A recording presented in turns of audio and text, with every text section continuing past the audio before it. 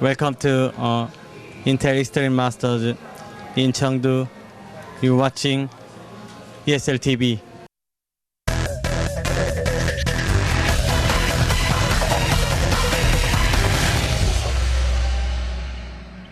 Welcome back to the Intel Extreme Masters Global Challenge of Chengdu, and of course we're now going to move on to the Counter-Strike 1.6 final.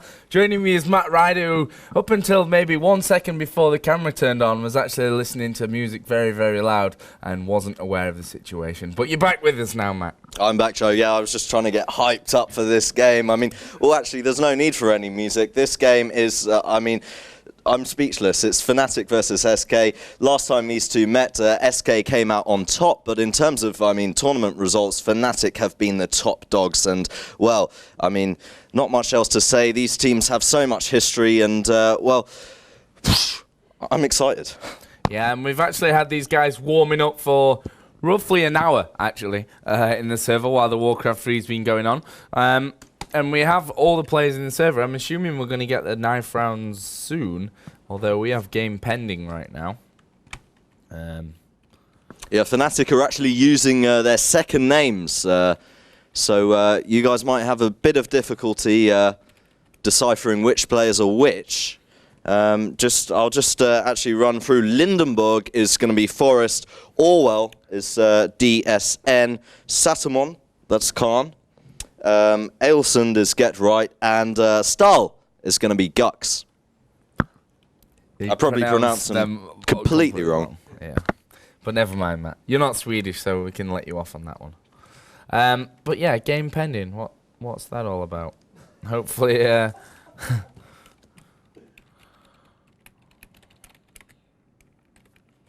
try and figure that out, because if we have game pending, that means that you guys can't actually see anything either.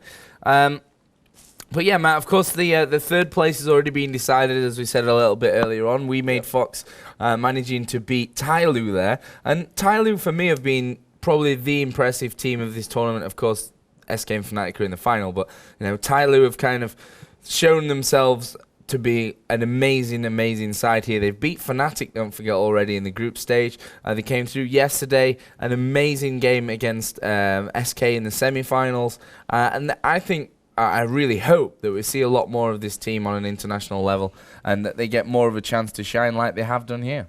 Yeah, I really hope so. I'd also like to see more of WNV. I think that they could have caused some upsets at the Globals in Season 3 had they managed to attend, but Savage being plagued with visa problems for the second time running.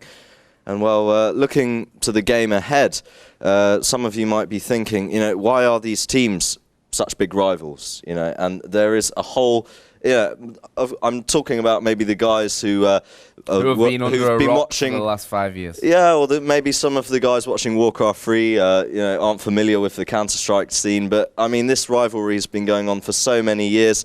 I think it was 2006 Fnatic prevented SK from attending ESWC, and this year, in fact, they prevented SK from qualifying for the World Cyber Games, and it's and that's just those are just two events. There's numerous other occasions where these two teams have gone head to head, and fireworks has pretty much been the outcome. Yeah, we're going to be starting off on Nuke here, which is obviously the map chosen by the admins. Then we'll have Dust 2, which is SK's choice, if they lose the first map, of course. And Train is Fnatic's choice in this game. So Nuke, Dust 2, Train are the three maps that we should see here. And quite interestingly enough, the last time that these two have actually met, they played at eStars, but also at the Code 5 Global Finals, they played on Nuke, which ended 16-10 to Fnatic, and also a quick Inferno game there at 16-5. Fnatic are, as they've proved here in this tournament, a very good Nuke team. But for me, SK on Nuke have been amazing so far this tournament. Yeah, I think they've played 3 games on Nuke so far this tournament, won every single one by a fairly big margin. Yeah. Fnatic lost 1 game on Nuke to Titans, if I'm not mistaken. It was their first game against Titans. They lost on Nuke, but they won their game on Nuke against We Made Fox. So SK possibly a little bit stronger on this map at the moment so far in this tournament. Well, we've had the knife round already, which we unfortunately missed, and it was won by SK. And they've actually decided to stay T side. Is that right, that SK won the knife? SK won knife? Let's just check the comeback log. Okay. Yeah. So, yeah, apparently SK won knife, and they've decided to start T here on Nuke. I can't believe I just said combat log, by the way. Console. Log. What? Too much wow. We'll talk about World of Warcraft is not allowed on this show. Okay, let's moving swiftly on then. We are going to kick things off on Nuke. Don't forget, guys, you've got a few minutes here if you're just joining us. We have some things from Roccat, which are, well, you can already see the hat there, and also a T-shirt, which is kind of falling out of the bag. Basically, all you have to do is go to tv.esl.eu, click on the program where you can leave your comment using your ESL login there, and whoever actually guesses right, the score and the winner of the first map will win a hat. The closest or another person that guesses right as well will win a T-shirt. And also, just kind of in the spirit of Fnatic wearing just random hats and things for this final, we want to know what you would wear if you were going to like wear a fancy dress costume for a big final like this. We've already had some interesting submissions, such as I would wear a Borat thong, which you know, could be interesting. Not sure how that would really go down in the crowd. You do actually own one of those, don't you, I Joe? do actually own one, yes. Okay, I got it for my birthday. Great present. Well, yeah, recently I've just scribbled down some results actually while we were watching the Warcraft 3. Yeah, it was 16-6 that Fnatic lost to SK at E-Stars. Of course, they then went on to win the whole event. But before that, they did beat SK at Code 5 in the grand finals. Well, so far in this tournament, SK beat Tyloo on Nuke 16-9, Team EG 16-6, and Fox 17-13. Fnatic lost to Titans on Nuke 16-12, but beat Fox on Nuke 16-11. I mean, SK have been strong on Nuke and Train so far in this event. Well,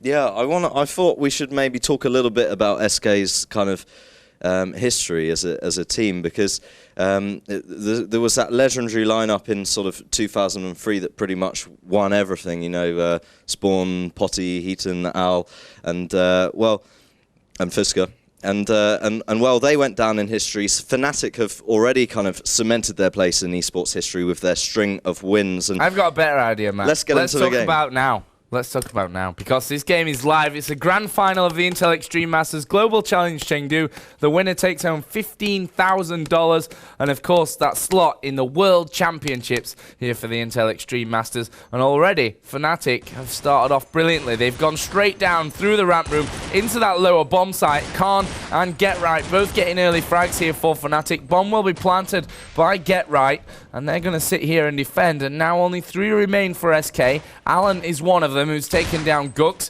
DSN goes down to Robin as well, but here is Khan holding off strong, and it will be finished off by a quick triple there at the end. Get Right and Forest, and I believe Khan as well getting another frag. But that will be a very quick and easy pistol round for SK. And yeah, sorry, for Fnatic, and SK did decide for CT side. That was just our HLTV catching up. So they won knife and went CT, but Fnatic have won pistol on T side. Yep.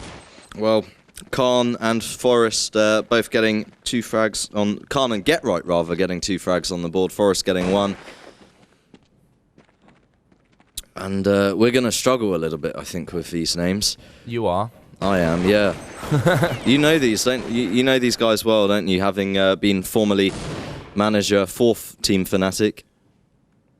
It could be said that at least they know their names well, you know. I'm a bit strange like that. I can remember names really, really well. Second names. Yeah, all names and middle names.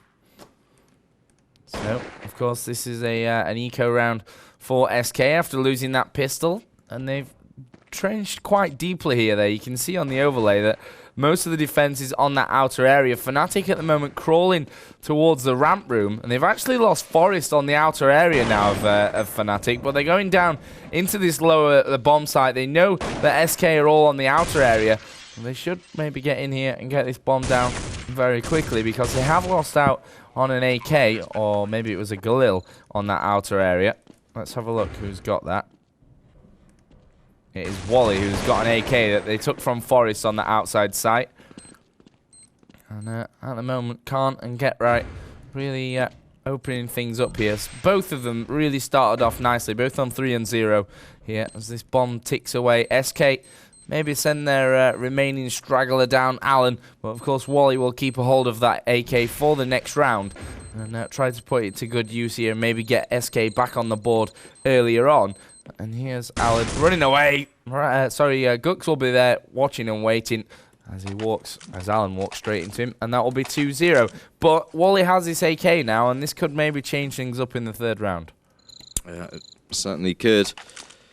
And, well, I'm interested to see whether or not they'll utilise Crystal with the AWP at all here on Nuke. We might see him just sort of lurking around in that garage in the later stages of the game. Well, that AK from the last round that Wally stole is on the outside right now. And he will watch the top of Red Rock, waiting for anyone to come into that outer area. At the moment, Fnatic, though, completely in on this upper bomb site. The bomb will get planted here by Gux. They do take down Crystal. Wally surely will come around here any second as well. Gux will fire away, but Wally does take him out. Let's see now if SK can move back around. It is still 4 versus 4. If we look at the overlay quickly there, you can see that Robin, Face, and Alan all over by the CT kind of side of this map. And I don't think they're going to make the push in here. They've got Deagles, a couple of them, and I think they'll just hold on to them for this next round. Robin is there waiting as well, but they're not going to get in here. DSN will take down Alan. There is another one around there, which Get Right takes down. That was Robin. Face was taken out by Forest as well, who was hanging right back in T-spawn. And that will be the third round, of course, after Pistol, pretty much expected. But now SK are on the bye. Yeah, Wally did manage to keep a hold of that AK. And, well, the rest of his team presumably are going to have M4s. And, well, strong start from Fnatic. And, yeah, as we all know, traditionally Nuke, slightly CT biased. And, well, those sort of 2 rounds were expected after having won the pistol, but I think now it's SK's chance to really show how they can lock down these bomb sites. Face has pushed up real hard here on the ramp side. Get Right will open up the fragging for Fnatic, but of course things have slowed down. Here comes Forest right up in Face's face. Kind of didn't know what else to say at that point. Yeah, Alan's taken a bit of a beating up on the rafters from Get Right's wall spam. This is good from Fnatic, a great early start. They've brought it down to a 5-on-3 advantage. And SK have got a big job on their hands to keep a hold of this map and try and hold Fnatic off the plan. The next frag will be completely crucial for them. You can see Fnatic are edging down into that ramp room area. Flashes have gone in. All empty so far. Fnatic here playing very kind of slow and making sure that there's no one hiding out there as DSN and Get Right both get kills. It's all on Crystal now. A man who, of course, has come into this SK lineup just officially a week or so ago, maybe even less. And, of course, has been a bit of a shining star this tournament. He's going to keep a hold of this, or at least try to keep a hold of this Colt. Let's have a look if anyone will get around to him. Actually, he's going to meet Forest here on the outside by the red box. He will spray through, and Forest goes down. Doing a good job of holding on, but now Fnatic know where he is, and in comes Get Right. Crystal falls, and that will be 4 rounds for Fnatic. And of course, Matt, there's no kind of love lost between these teams. You know, the management of 2 huge esports kind of franchises are always going to have a bit of a rivalry. And, you know, if SK win this one, I'm sure we'll be able to hear them cheering from just across the Rhine. Definitely. In the SK office. Definitely. I mean, SK, the first club in FPS Gaming to contract their players. And let's see what they can do here in Chengdu, the capital of the Sichuan province in China. We can see Fnatic taking down Face and Robin. Wally's also gonna drop. Easy round there for Fnatic. I mean, you probably weren't expecting anything too different from that.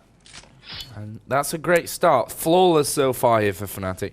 And I think they're in such high spirits, Matt, that when they start to put these rounds together, maybe more than other teams, they really feel that kind of momentum moving forward, if you like. And I think they'll really get on well. If they go up to 6-7 rounds without a reply from SK, I think we could see a whitewash in this first map.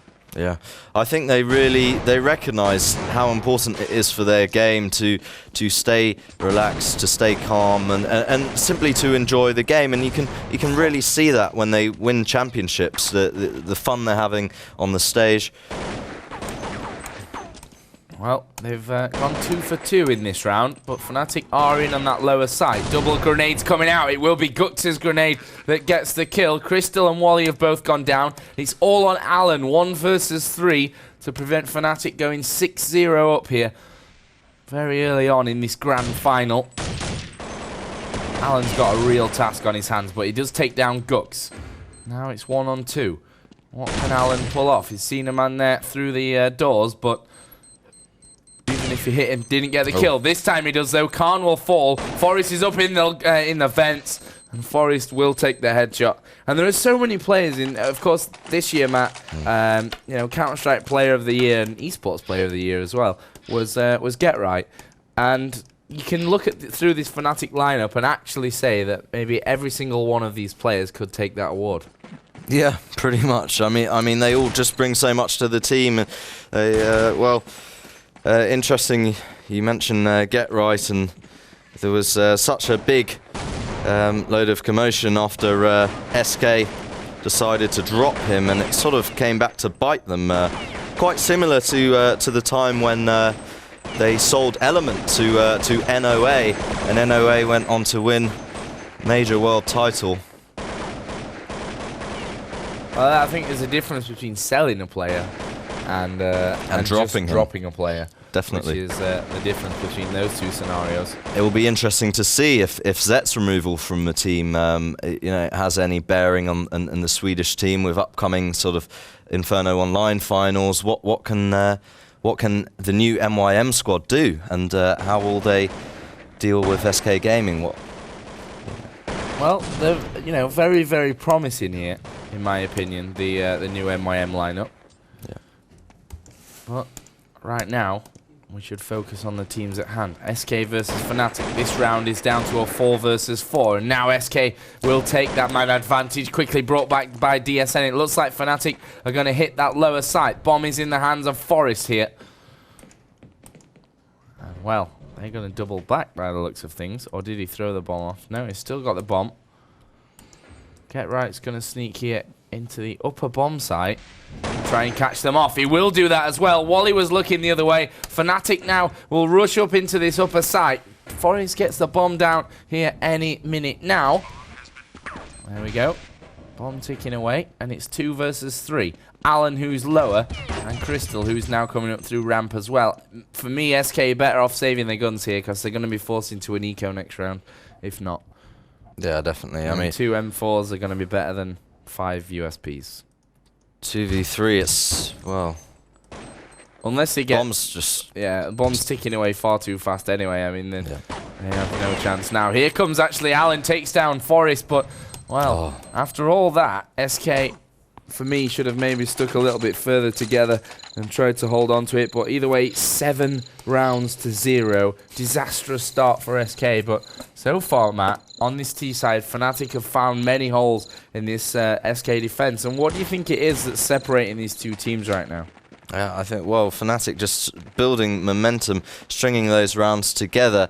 I mean, their flashes have been perfect. They're just looking just so solid when they run into those bomb sites. I mean, there's a lot of out-aiming going on, I think, so far in this one. Yeah, there's been situations, actually, where they haven't actually flash their way into sites, or they've just peeked and managed to pick up those entry kills.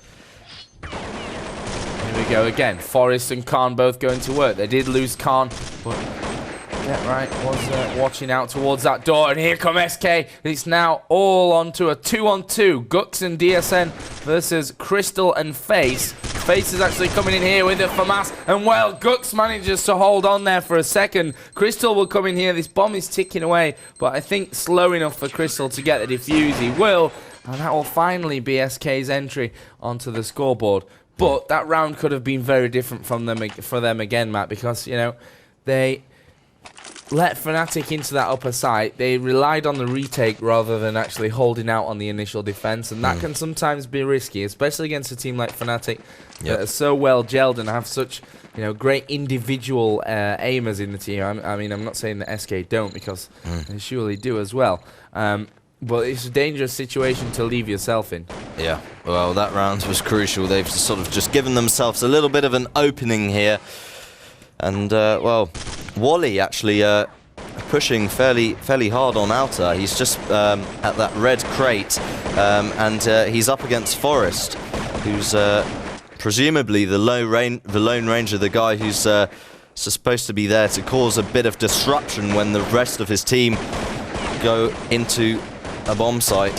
And Wally manages to take him down with that FAMAS and follows it up with a kill straight onto DSN. Yeah, Fnatic looking like they could lose out on a second round here. Lots of flashes going into that upper site, and that's going to force a rotation from SK. But excuse me. Sorry, Fnatic are actually pushing down in towards ramp and towards that lower room now.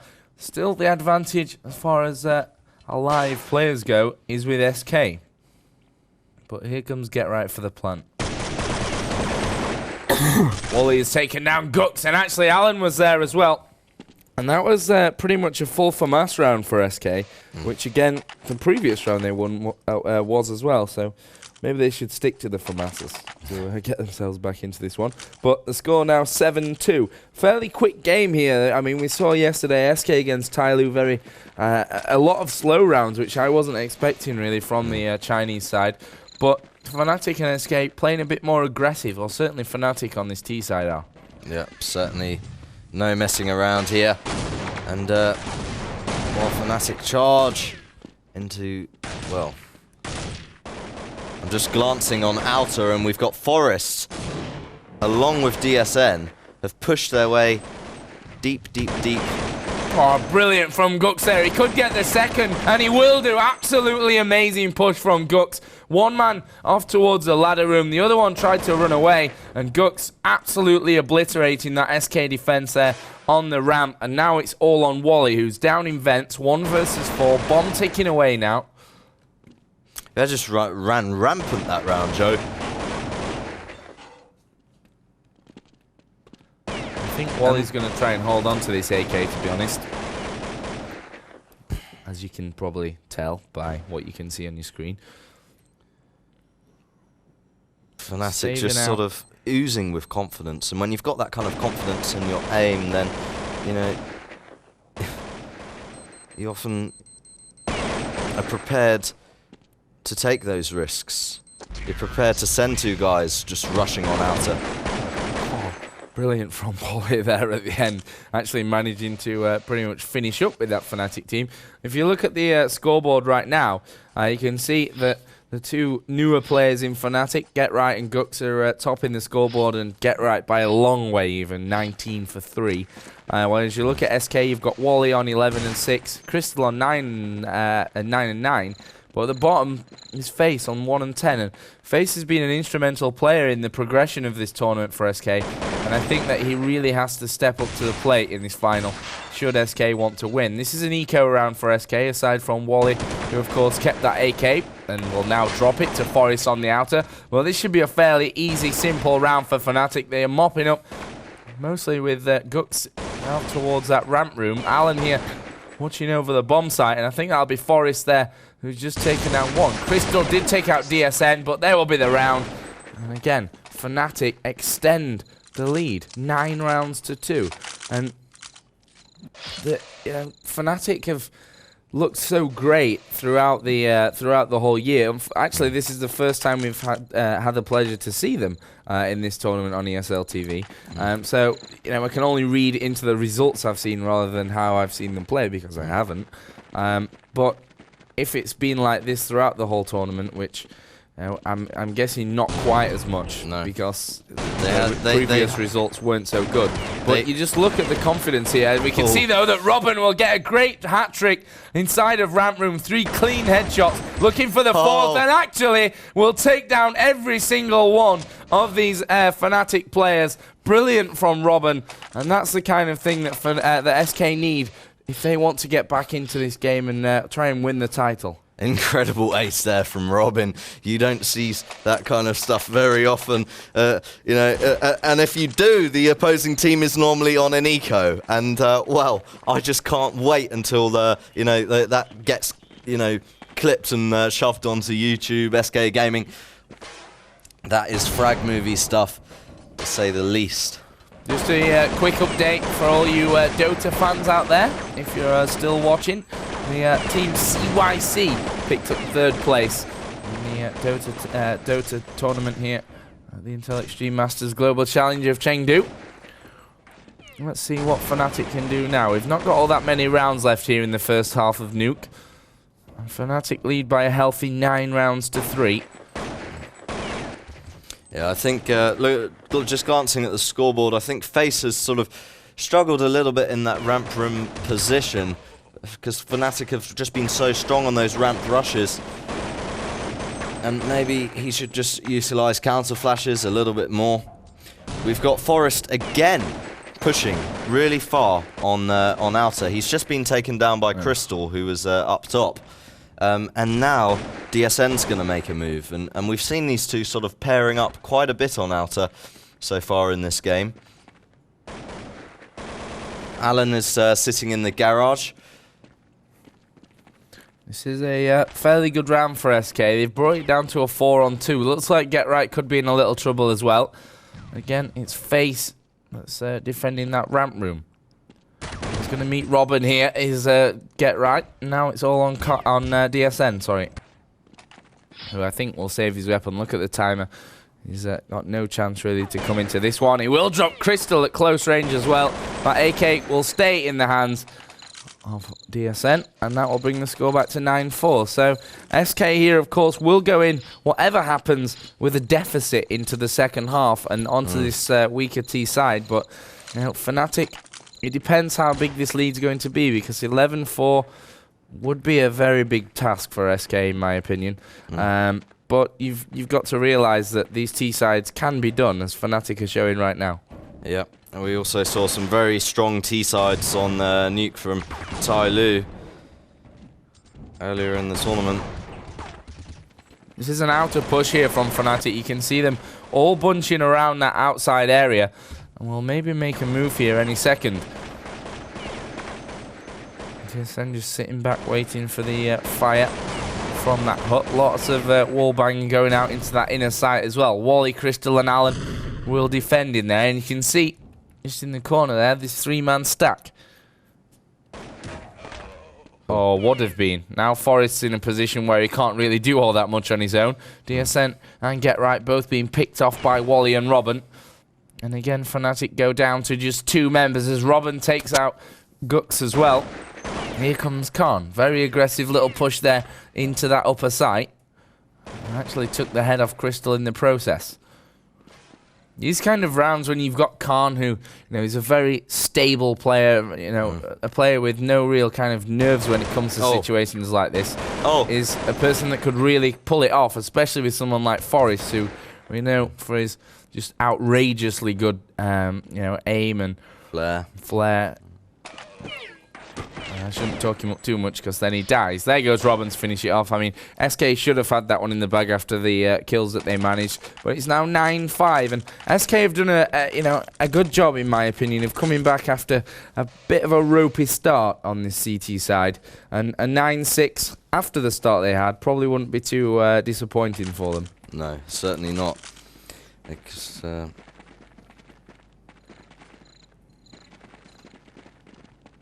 So we've got Wally and Alan both pushing on outside, and you know what? Great push there. Alan taken down very early on by Khan, and Forest again is going to be pushing outer. It seems to me like Khan's just sort of giving Forest the freedom to make these outer pushes and like pretty always much do what he wishes. Yeah, that's the thing with you know, Forest has always had this freedom, and that's why he's had that kind of, you know, spotlight in a way, because when you do have that freedom to roam, you can do a lot of damage here. SK, though, not being phased by it, are holding up very, very strong. Forest has just spotted Face moving through. This time he will be out-aimed by Face, who will end this first half with a 9-6 scoreline in favour, of course, of Fnatic. And they move over now onto the stronger CT side. And in my opinion, well, obviously, if SK win pistol here, it's going to be all tied up, and then it's a real good game again. Yeah, certainly. And, well, that first half was pretty crazy, pretty hectic. I mean, Fnatic were just sort of all over the place, mixing it up, trying a lot of different things, and then SK seemed to sort of adapt in the later stages, and, well, Face, I've got to say, Face really struggled in ramp room that game, and yeah, he had two frags really the whole game on the scoreboard. Yeah, he had 2 frags the whole half. So, you know, Face will be looking to pick it up, and I think that he is maybe a better T player anyway. Is Face? He likes that little bit of freedom. He seems to be a lot stronger when it comes to aiming with that AK as well. Either way, let's get back into it, because we're not messing around here for the Counter-Strike final. The score 9-6 in favour of Fnatic. Of course, an all-Swedish encounter here. And you can see the difference already in the styles of the 2 pistol rounds that we've seen so far. Although now SK are going to make a move, and it's a fast push into this ramp room area. Will they go straight down? At least Alan will. And now Fnatic are looking to hold on. Alan takes the head off DSN. Window is punched out, and Fnatic will now try and rotate back via the ramp room area into this bomb site. It's gone kill for kill there on the entry. Forest did take down Crystal after he'd already dropped Get Right. And now Fnatic have to get in. Brilliant shot again by Guts. It's 3-on-3. Bomb is ticking away though, and Fnatic know that they have to make their move now and start to get in early on this site. Gux will take out another one. That door is, of course, open. It will be diffused here, the bomb by Gux, but he is taken down by Wally, and it was a double by Wally. And SK come right back into this game at 9-7, and, of course, should now take these next 2 rounds to bring us all tied up unless something goes horribly wrong for them. Yep, quality round from SK, and a very close one. And they needed that pistol round. They won it deservedly so. And yeah, sometimes when you see a T side push that lower sight in the pistol, they often take a deagle with them just so that they can you know, clip that bomb diffuser through those double doors. SK didn't do it on this occasion, but now they're fully naded up, and well, AKs and Galils all round. I think Face there didn't even need to worry about not having a weapon. He just thought, well, I can do it with a USB. But that will bring the score back to 9-8. And again, we should have a round that's fairly simple for SK to pick up and bring us back into a tied situation, which is exactly what we want to see in a grand final here. As many overtimes, the better. Preferably 10 overtimes on each map. Definitely, we love these close games that come down to the wire. And, well, SK's... Oh, look at this, look at this. Yep, this is a big push actually up from Fnatic, and they've got the first kill onto Face, which could really impact this round, because SK, if we have a look at the overview, it actually sat right back early on at the start of this 3rd round. Alan will wait just outside for a man pushing in from Hut. Fnatic here have done a great job, in my opinion, of slowing this SK push down, and that's what they need to do when it's on an eco. Make SK have a little bit of fear when they think about what they're going to do next. And that's what they've got now, SK. They've slowed it down because they're worried that they're going to get jumped from some point. Yep.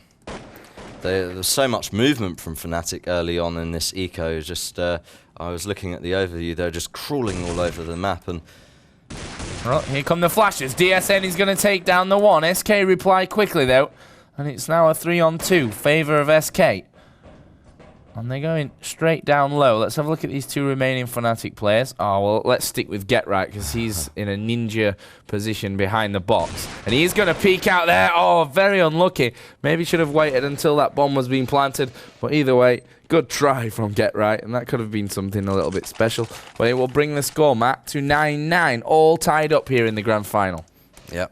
Well, brave effort from Fnatic there in the eco rounds. They didn't just rush in and throw it all away. They tried to do something and pull something together. But now they are going to be fully brought up and rearing to go. You can see Face making a push on the outer. Crystal going to be peeking ramp. Robin's just dropped the bomb, and he might come up against Gux any second now in the radio room. He does. And all this early pressure from Fnatic is really paying off. Wow. Absolutely brilliant CT side there. They were, I think, banking on SK to do that slow tactical push, bit of wall banging at the start. And actually, they did exactly that. And Fnatic pushed two men straight up into radio room, man through hut. And it really helped that Gux actually took out that first kill onto Robin. That will put, of course, Fnatic back into the lead with 10 rounds to 9. And let's see how they handle this CT side now on Nuke. Yep. Fnatic just completely smothering SK there and choking them until they... Same again here from Forest. Yep. And again, Forest will take it. This time it was 3 men up through up that ramp room area. Look at this, though. It's Khan who's going to be in the garage, and I thought he could really do some damage there with 3 men from SK. Thought he was going to take them from behind, but he didn't. Alan's in that garage, just dropped the bomb. Wally's going to be on outer 2, so it's a 3-on-2 at the moment. Crystal's going to be 3-on-3. Crystal's just going to be moving around that radio room. We've got DSN in the ramp. And SK a little bit scattered. Alan just holding that bomb in the garage. Crystal and Wally teaming up now, but look at this Fnatic starting to make a push on the outer.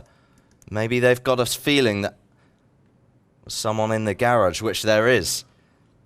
The problem is that Alan is tucked away now, and Fnatic might be caught with, let's just say, their pants down. Yep. Actually, DSN and Alan will kind of exchange positions there. Alan will take him. Forest had already retreated back into that underground area. But here comes Get Right from above. He takes down 2, looking for that 3rd. Alan's actually on the bomb here. And will plant it any second. Ticking away. Forest and Get Right. 2 of the biggest names in Counter-Strike. Up against Alan, who's no small fry himself. Forest moving onto the site. 9 HP. Get Right, looking up. I'm not sure they know the position here of Alan. It's probably going to be up to Get Right. But actually, Forest will get in there, starts to defuse. And Alan, thinking that that was probably a fake, just sat back and let it happen.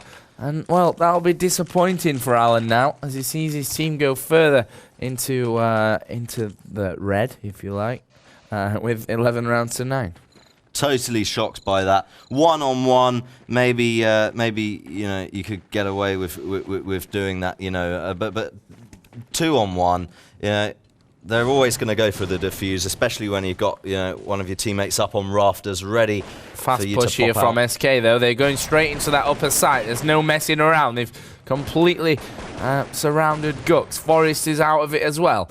And that was a brilliant start to the round from SK. And now they've left Fnatic in a bit of a horrible position to make a comeback in this round. Yep. Very quick plant there. Took them by surprise. Oh. But look at this from DSN. Well, that's going to open up the round again. They were probably thinking about holding on to their weapons before that happened. But now Get Right's taken down Alan as well. Get Right is up high, and he's going to pick off Wally. Robin is still alive. He's gone through Squeaky Door. It's 1-on-1. DSN versus Robin. Time ticking away. And, well, DSN, I didn't actually catch that, but I guess he jumped off rafters, right? Yeah. Great stuff. And that will bring SK right back into it again at 11-10. So this one is looks set to be a corker. And, well, it already has been, and pretty much... Well, Khan is going to be pushing on Alta for Fnatic. And it looks as though it might be another aggressive CT round for them. They've got 3 men stacked in ramp room. Gux takes down Robin. Wally replies. And he's about to get the plant here. Fnatic going to have to rotate to that upper site as quickly as possible. The kills are being exchanged very quickly here, and Crystal will actually get himself a double onto Forest and Khan, and it's now all on Get Right. He's in that upper site. He doesn't know where these remaining SK2 are. Crystal is there, watching Hut. Wallet is down in Vents. Get Right will spot the man in Vents and will look for the headshot here, but he's not going to find it. He will take down Wally eventually, but he knows that he's probably too late. Will fire off a few shots with that Deagle, get himself out of there. Crystal dies in the blast, but SK pick up the round, and we're all tied up again, Matt, at 11-11. Yeah, Get Right did a good job there, I think. Came out of the situation, you know, with a gun. And, well, 11-11. Just glancing at the scoreboard, Wally's been doing a lot of damage for SK, and, well, over for Fnatic. Forest topping the table, 8 kills, 5 deaths. And again, we see Fnatic stack 3 in ramp room, and again, SK going for that quick push on upper. Well, this is an eco from Fnatic. Looking at the setup, let's have a look. Yeah. And you're probably not expecting a lot from them this round. SK should take the lead in this game. And Fnatic aren't even going to push into that site. Of course, Get Right saved that weapon from the last round where he managed to escape the wrath of Crystal. And they're just going to sit and wait for a pick-up on these guns when SK forces themselves out of the site. Gux is down. Get Right will still sit out here in garage waiting for that weapon to come to him. Forest is dead as well, but that weapon will stay in the hands of Get Right. He's kept it for 2 rounds now, which is good news for Fnatic, but they lose the lead in this game, 12-11 to SK. Maybe they'll respond with more of the sort of aggression and choking strategies that they deployed a bit earlier on. That really sort of took SK by surprise, and SK have sort of responded by going for fast bomb site pushes, which has really paid off for them in the past couple of rounds. And again, it looks set to be a push on upper, but, well, Khan manages to take down Robin, putting a bit of a dent in that push. Yeah, that's a great start here for Fnatic. It's important when they're pushing aggressive like that to take that first man out, because it's going to slow the rest of the push down. Here, though, SK have replied quickly. Crystal got one before falling to Forest's Colt. Now it's Wally, Allen, and Face. Face is actually outside. If we can find him here at the garage, he's probably going to meet Get Right any second. Oh, they're running left and right around the box, and actually Face got himself in the better position there. And SK have brought it back now to a 3-on-3. This is doable for them. Yep. They could move up to 13. They don't want to commit to this bomb plant, seeing as they have no flashes, and you know. Well, it's down to a 2-on-2 quickly. Now it's all on Face against Forest and Khan, and he will be sprayed down by Khan on that upper side. And surprisingly enough, we're all tied up again, Matt. It's 12 rounds to 12. We've got 6 to go in this second half. Yep, it's really heating up. I should imagine SK Gaming's palms are rather sweaty. There's a lot of pressure on them to perform here at this tournament, especially considering just the hectic number of changes that have happened so quickly in the past few weeks. Sneal, Zet, now facing Crystal. Fast push again here. And actually it's going to be Wallet who opens up the fragging. Gets himself a double. Very important set of frags there for SK as Robin chimes in with a third. Fnatic now knowing that chances are this round is not for them. And especially now as Khan's gone down. Get Right will look to hold on to his weapon again. Good little bit of movement there, avoiding Wally's fire, but eventually he was tracked down by Crystal. And SK regain the lead at 13-12. Yeah. Hasn't been a great deal of rafter spam here from SK, but having said that, Fnatic haven't really been choosing to stack many people on rafters at all on this CT side. They've been very keen on that ramp room, and maybe that's the way to go in sort of modern CS. Maybe it's too risky these days to have 2 up rafters when teams utilize so much spam on those on T side. And well, SK looking for an outer push. Wally, the man with the bomb. Let's get around to Get Right here. Even though it's an eco actually for Fnatic, they'll look to shoot some heads, as they do have SK moving around from the outer area. Get Right is up on the walkway, watching and waiting maybe for a chance to just edge his way over and let off a few shots here. They know where Wally is, who actually picks off one. Will make it a double there, I think, onto... I know it was Forest up there, so that will be the kill from Face. And now SK set up for the push into this upper site. Gux is down. Here come SK into that upper area. Only Khan and DSN remain for Fnatic. DSN just made his way actually up towards Garage from the lower area. And Khan is dead already. I missed that one somehow. And Face will take him down. So SK now are on 14 rounds. Fnatic have to win the remaining rounds, the remaining 4, to win this map without overtime. And of course SK 1 away from at least guaranteeing themselves overtime, and 2 away from taking the first map, which after the start they had on that CT side, which wasn't great for them, they've come out very strong here on their T side and brought it straight back to Fnatic, and now have a 2-round buffer to go forward in this game. Yeah, well, it's a big ask for Fnatic, and a couple of their members unable to afford M4s. So lots of wall spam coming in from SK this time up onto those rafters, and Fnatic are really gonna have to win this round if they want a chance. Well, of course they're gonna have to win this round if they want a chance of taking this map. Well, no, they can still win it, but it'd have to take overtime if they lose this round. Yeah. If they lose this one as well, they'll be forced into an eco on the next. And I would pretty much say SK would take this map.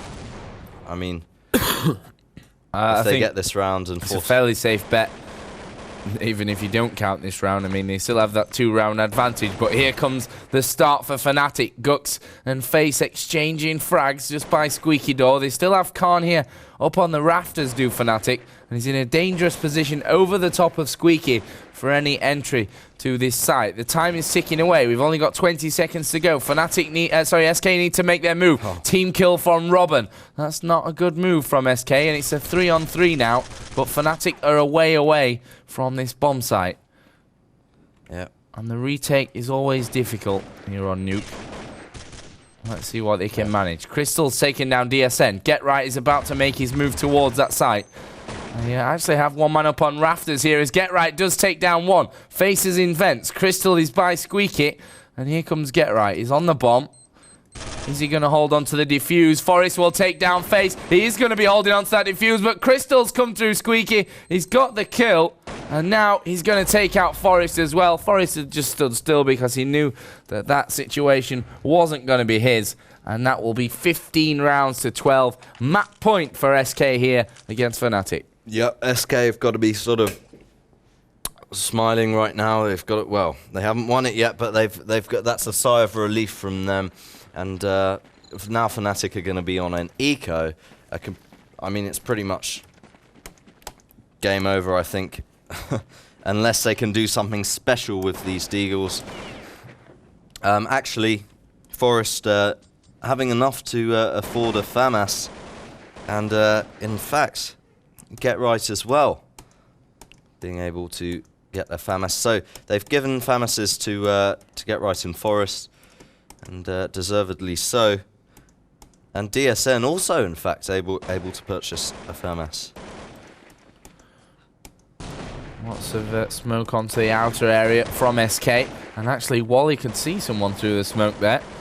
The outline of a body, which I'm not sure if he hit or not. And as we know, the money situation for Fnatic is threadbare at the moment. This round, chances are, is going to be a loss. Especially now that Get Right, one of the men carrying those FAMASs, is down. And SK are working their way up towards ladder room. Here come Khan and Forest, though. This could change the balance of this round. One more kill for them would be brilliant. DSN goes down in ramp room. That should signal the call here for SK to move around. Gux and Forest, though, both opening up. It's now all on Wally, who has just 3 points of health. This bomb plant going to come in with 15 seconds remaining in the round. He's going to take, or not take the doors. He's a bit of a fake there. Yeah, Fnatic need to be really well coordinated. 3-on-1 here. They need to be well coordinated here. They can't go in one by one. They've got to. We can see Forest in the vents. Here comes Wally. He's taken down Forest, but Gux will be watching. They had his position on lockdown after that first kill, and Fnatic give themselves a little bit of hope. 15-13. 2 more rounds for SK to pick up one, and well, will they be able to push us into overtime? Good question. It's getting tense. It is getting tense, Matt. Are you tense? I am tense. I mean, this is turning into a pretty special game. And, well, we always knew the grand finals was going to be special, but if Fnatic managed to push this into overtime, who knows how long this matchup could last. We might be here in the studios all day, Joe, and I wouldn't mind that one single bit. Well, SK are going to be making an upper bomb site push. Face and Get Right of exchange frags. Here comes the defense from Fnatic, though. Forest had picked off the planter. They've lost Khan in the process as well. And all of a sudden, it's down to a 1 versus 1. It's DSN versus Wally, who has got the stronger nerves. Wally has again done a fake on the door. DSN comes around. He's going to pick him off straight away. And DSN did well there to get around quickly enough that he saw, or at least predicted, that fake from Wally to bring us down to the final round of the match to decide the fate. It's either an SK win or we go into overtime. 15-14, Matt. Yeah, 15-14 indeed. And glancing at the scoreboard, Wally has been on fire for SK. Having said that, he's also been the bomb carrier virtually every round. But Face also putting on a solid performance, 15-9, and Forest topping the scoreboard for Fnatic with 15-11. SK are in a bit of a tight spot money-wise here. In fact, several with AKs. Crystal utilising that Deagle. And Alan was only able to afford a Glock, which he got for free anyway. Well, he might have bought secondary ammo. Yeah, technically, you're right. Here comes Crystal then, through the smoke, random Deagle shots, hoping to get lucky and hit ahead. Let's see what happens for Fnatic. It's very quick action here. Gux with a nice double up top, and actually it was a triple to finish it off as HLTV lags. And guess what, Matt? We're going into overtime. Fnatic pull the game back, 15-15, and we're going to have max rounds 5, 10k start money, as is the usual here in the Intel Extreme Masters for the overtime rules. But what a fantastic first map. You know, if you were going to see a matchup between SK and Fnatic, then I guess you could say overtime is the only outcome from the first 30 rounds. Yeah, epic game, and I'm sure one of the highlights for many people watching would have been that that Robin CT round on Ramp Room. Incredible ace.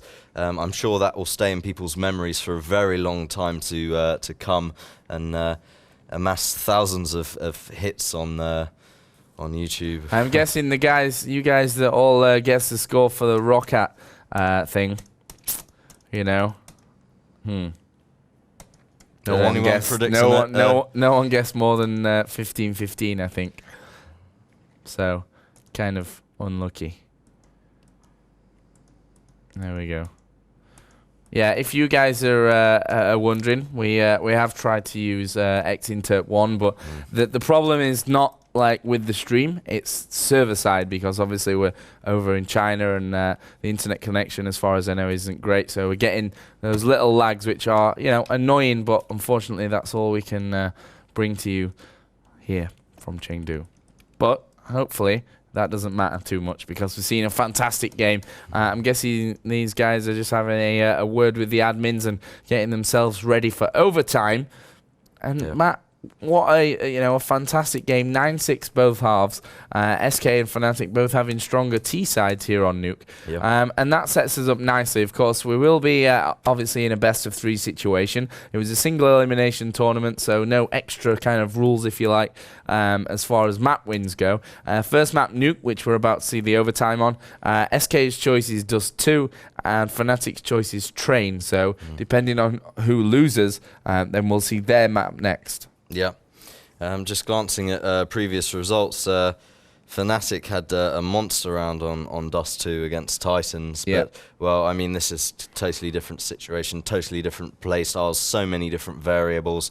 I mean, the Counter-Strike has changed so much in the modern game. I mean, like, for example, just the fact that we've seen so much strong sides on T, on Nuke in this game, and strong rounds. I mean, that's not something we might have seen so often, you know, a couple of years ago. The game's evolving, the game's changed, and yeah, I mean, you just speak to the guys who played Source with the CGS, and they will, from EG, and the guys who tried to make a comeback on the 1.6 scene, and they will tell you the game has elevated to a completely sort of new level.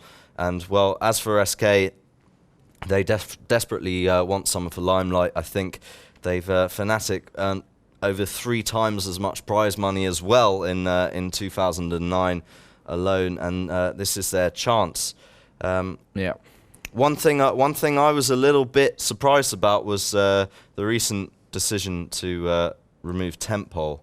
I always felt that he was a very... Not sure if that was a decision to remove him, you know. He actually said that he was just fed up of the game, and he actually, when he left Fnatic, you know, he said, oh, I don't really enjoy traveling anymore, and things like this, and then obviously he went to SK. Tempole was a fantastic player, and in SK for me was one of their stronger ones, and we saw him holding positions on his own that really made a big difference to the team. But, you know, they've brought Crystal and Face in here, I think, two definitely great replacements for Zet and Tempole. I guess we can't really count Sneal in there because he played, I don't know, a small handful of games for SK. Like we said, no one actually guessed the scores, and actually some people edited to try and cheat. And I have to give a high five to Hardy, who edited his comment to say the score would be 16-15. Fail. Well, but we of course had the other contest for a Roccat t-shirt, which was what you would actually dress up as to play against SK in the final. what would you dress up as, Joe? I'm not sure actually, Matt. What would you dress up as?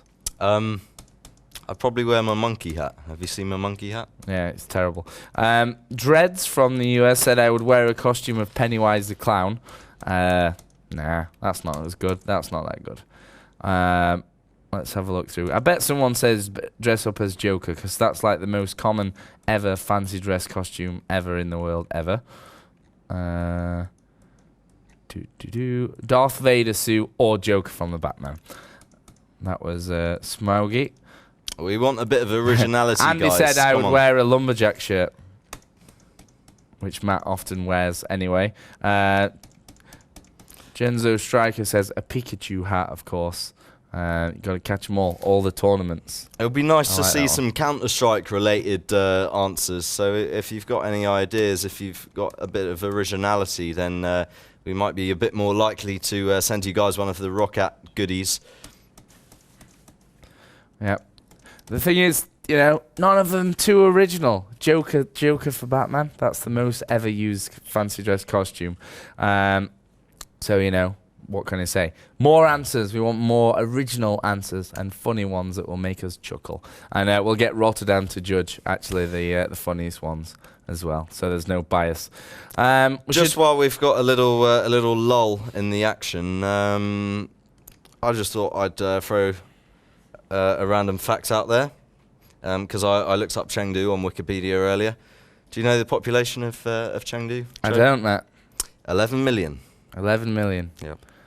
Great stuff. I've been to Chengdu, actually. Yeah? I have. Yeah. I have been to Chengdu. What's it like there? Because I've heard It's the very food nice. is very spicy, more spicy than other provinces. Yeah, Sichuan province is known for its spicy food. And it is spicy, like ridiculous. Anyway, enough about food and spiciness and populations. Let's get back into the game because we're live here in overtime. The score, of course, 15-15 between SK and Fnatic.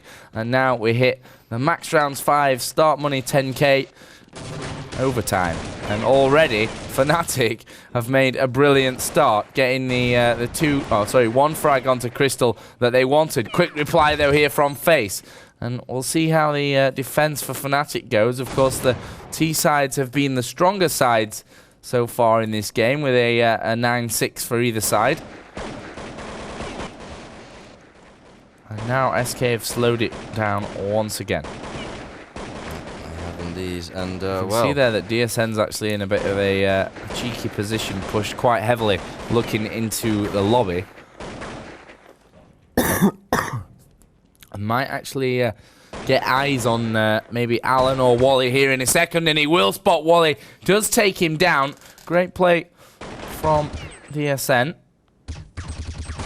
Bit of wall spam going on as well. Robin and Alan both ready here to make their push through Hut and into that upper site, but it's moving a little bit slowly. Forest is down to face. Alan is already in there on the site. Here comes the grenades from Guxo. Get Right will go up high as well. Sprays through the box, takes the head off Alan. It's now all on FaZe, who himself got 2 there, but Get Right, just that one man too many for FaZe, and Fnatic take the overtime lead. Yep, they do indeed. And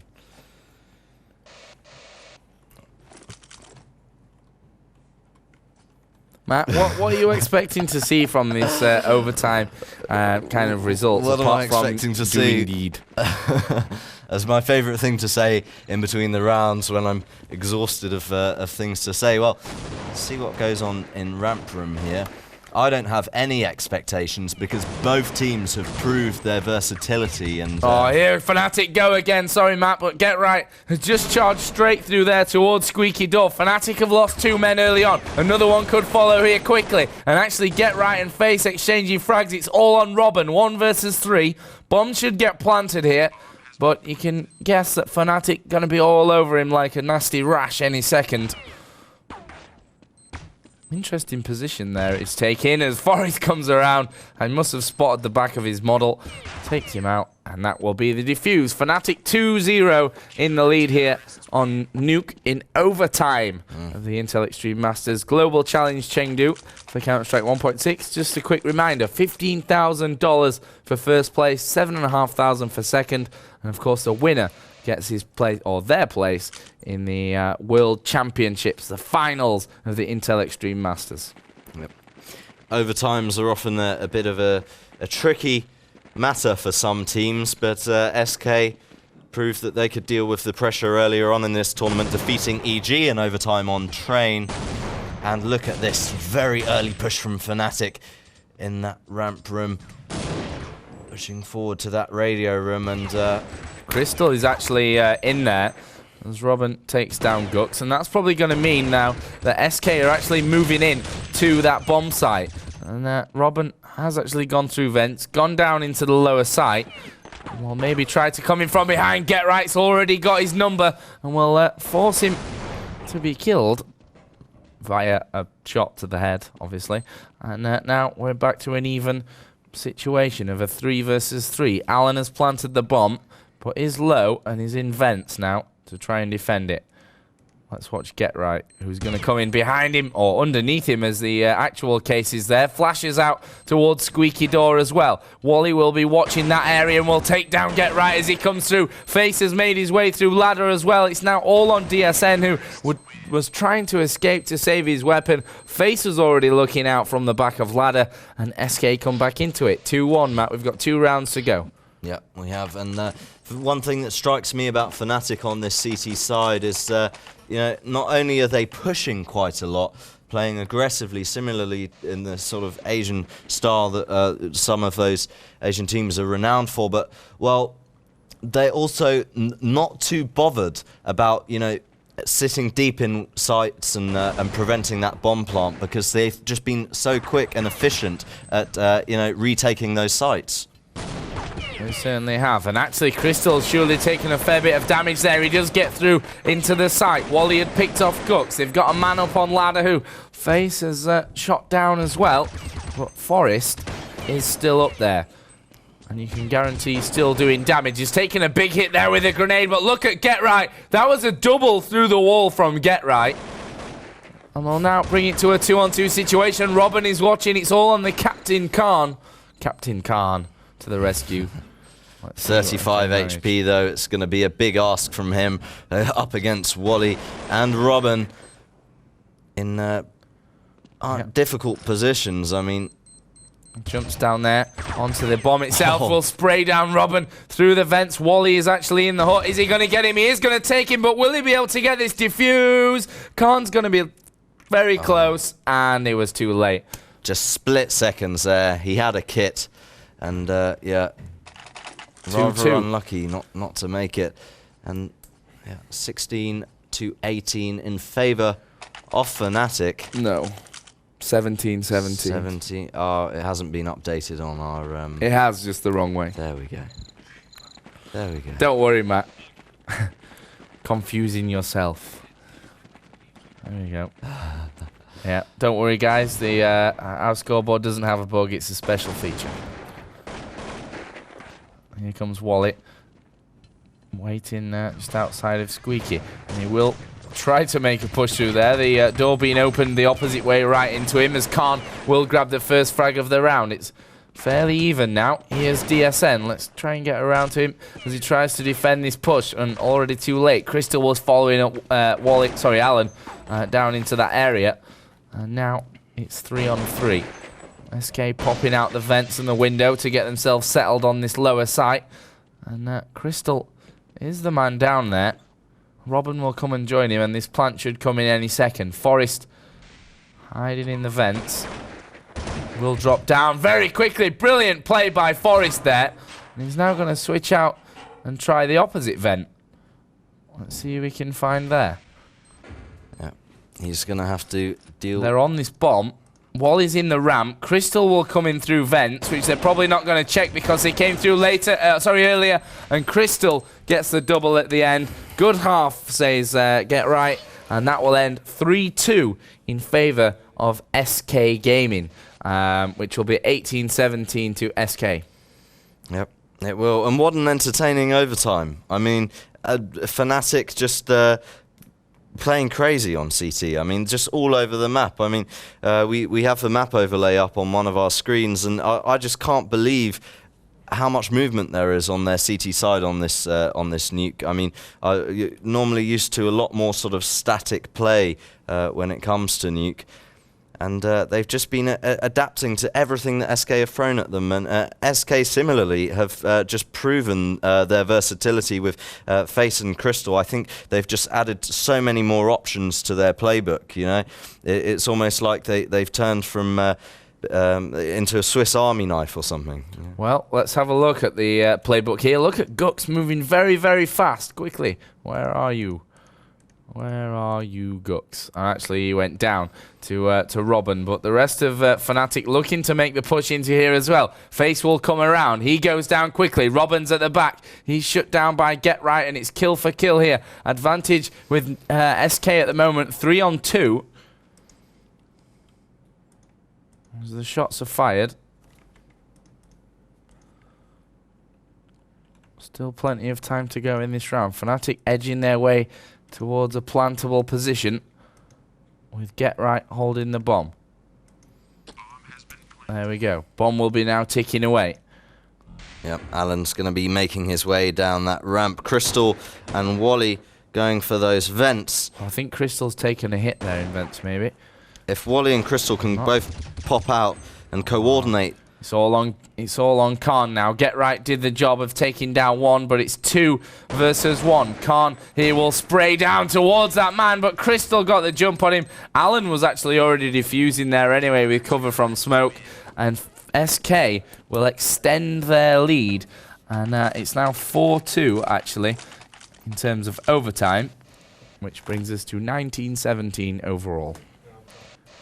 So Fnatic 2 more rounds SK need from the remaining 4. Yep. After pushing SK into overtime, now Fnatic are gonna have to do something special to close in and prevent SK from taking it. Crystal straight up that ladder, getting those early nades out into the hut. This is real quick again from Fnatic. We're following Forest here because he's pushed right up there. Well, actually, there's a man behind him. He didn't see him. It was Wally. Fnatic now looking to get the surrounding in, but Wally already has managed himself to. Finally, the grenade from Get Right will take him down, but that was a very quick start to this round, and it's down to a 2 versus 2. Let's have a look at the positions. You can see that Face, he's up by the exit of CT spawn. Robin in that inner site, I'm guessing on the vents, judging by his position. Oops, wrong button. Actually, no, down low. Yep. But Fnatic have still a lot of time to decide what their aim is here. Yep, Get Right does have the bomb in hand, and he's going to be joined by Khan. Together, these guys can complement each other very nicely when they're going for that plant, and it looks set to be an upper site push. They're moving through that hut. They're going to be greeted by Robin, who takes them both down. Great play from Robin. Yeah, that was great play from Robin indeed, and you know, holding on behind that box, and maybe shouldn't have made that first kill onto Get Right, to be honest. He was looking the opposite way when Get Right opened fire, but very, very quick reactions from Robin, and that will bring SK once again, actually. I think they've had like 5 match points now, or map points in this first map here on Nuke, but just one of the remaining 3 will do it for them, and they will take the 1-0 lead. Yep. Looking over to Fnatic at DSN, getting an early boost onto that roof. He tries to make a jump for the red rock, but misses out on it. There, now he's up there, nice and comfortable. Gonna do a bit of rafter spam. Yeah, this is something that we've not seen all that much from Fnatic, to be honest. They've gone and relied on their aim a lot more on that T side, which worked out for them. But now they have to come up with the goods again here and force 3 rounds in a row to push us into a second overtime. Yeah, we've got Robin, who had that incredible round on Ramp Room, in there with Face, who struggled quite a bit. Alan in a sort of rotating position, and he's up top, sort of moving around between the rafters, but here comes a push onto Ramp Room. Let's watch Face here, but actually as we get around to him, Fnatic have spotted him up there. Robin was watching for a while, but still Fnatic have out-aimed them. They're down now in a 4-on-3, down into this lower bomb site. Alan will come around from ramp. Wally is coming around from the other side. Alan's picked off one, but I think the main man is going to have to be Wally here, as he tries to stop these Fnatic players getting into position. Brilliant shot onto Gux there. They will now start to move in. It's all on one man. It's Forest versus 2. He takes off the head of Alan. He's got Wally to take down, and he does it. Brilliant from Forest. He keeps Fnatic in the game and brings the score of overtime back to 5-3. 2 rounds to go. Can Fnatic do it? Classic stuff from Forest, and That's yes, just classic Forest all over. and yes, Fnatic certainly can do it. We've seen them on the brink of losing at so many tournaments and so many games where they've had to be under that pressure to enable them to perform at their very best. We know these guys just thrive under pressure, and let's see if they can even it out here against SK Gaming. Well, Forrest had already pushed himself into the hut there, trying to get any damage onto anyone who was close up. Fnatic again will spray through the upper parts of that upper bomb site and try and injure any defenders from SK. If you have a look at the overview, you can see that Wally and Crystal, the main two defenders on the inner side, on the upper side, did I say, for SK. Robin and Alan over by the kind of CT side, if you like, of that upper side, with Alan up high, Robin by the windows. And now Fnatic are going to make their way in. It looks like it could be a ramp push. Let's keep an eye on Face, because he's the CT defender in this situation. Yep. As he will push out a little bit more aggressive. I think he's taken a hit there and will actually back away. Let his teammate come back around and give him some support. Here comes Face. DSN will get in close to him, shut him down. Crystal was hanging around there for a second, but Robin's retreat into ramp room didn't help him out either. And great aim from Gux will really separate these two teams out. It's now a 3-on-2. Gux knows there's a man there, and it will be Alan who actually holds on brilliantly. Here comes Crystal from behind as well, and it looks like SK could have this one. It's all on Khan. Crystal comes down. He's going to pick up the frag, and SK will move to the 21st round, and therefore the win here in overtime. 21 rounds to 18 overall, and SK win first map on Nuke. We're now going to go over to Train, which is, of course, Fnatic's map. But Matt, first of all, where were the differences in those two teams, in your opinion? What were the differences in play styles? You know, both of them ended up with a 9-6T side, but they were different.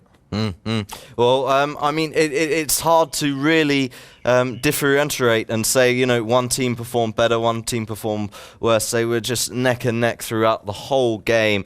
The one weakness I did spot with SK what was Face in ramp room. I mentioned that before. I really think they need to switch up his position. The fact that he kept having those horrible rounds in there may have just been a result of Gux being such a strong entry fragger. But regardless of that, SK had a fantastic game. They looked solid. They looked like they've been playing together for years, and I can't wait for this game on Train, Joe. Well, let's look at some patterns here and rewind actually to Los Angeles last year, which was around about the same time actually as we are in now, which was the first event with the new SK lineup with Zet, and they won that event. And then they went on to basically win nothing else. That could be, I don't know, maybe a bit of a trending pattern for SK. We'll have to see. They've won this first map here. We'll move on to Train, which we know is not a weak map really for SK. No. Things may change a little bit with this lineup. We saw Crystal going for the AWP position rather than Wally the last time we saw them on Train. But for now, we're going to take a quick commercial break. When we come back, it will be the second map of SK versus Fnatic here in the grand final of the Intel Extreme Masters Global Challenge of Chengdu. Don't go anywhere. You are watching ESL TV.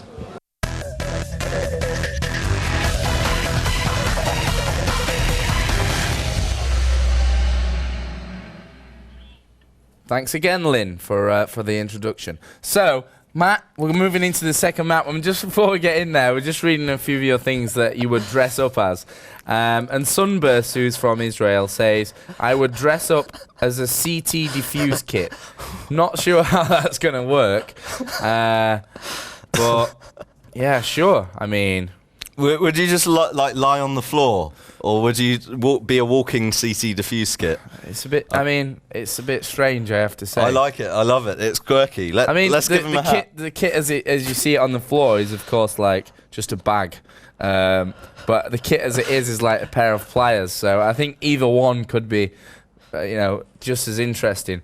What else do we have? Kuru said I was dressed up as Joe Miller. It's not a fancy dress costume actually. It's for life. What else have we got? I would dress up as a C4 bomb or a giant deagle. A giant deagle could be good. Not sure, you know, how things would really work out there. Wear a gorilla suit with an AK-47 and a C4 bomb, then it could be real guerrilla warfare. Not so. I think a gorilla with an AK could be quite an interesting one. I would wear a G-string that is pink. It's just wrong, that one. Axwell. Australian guys are crazy. Where we go?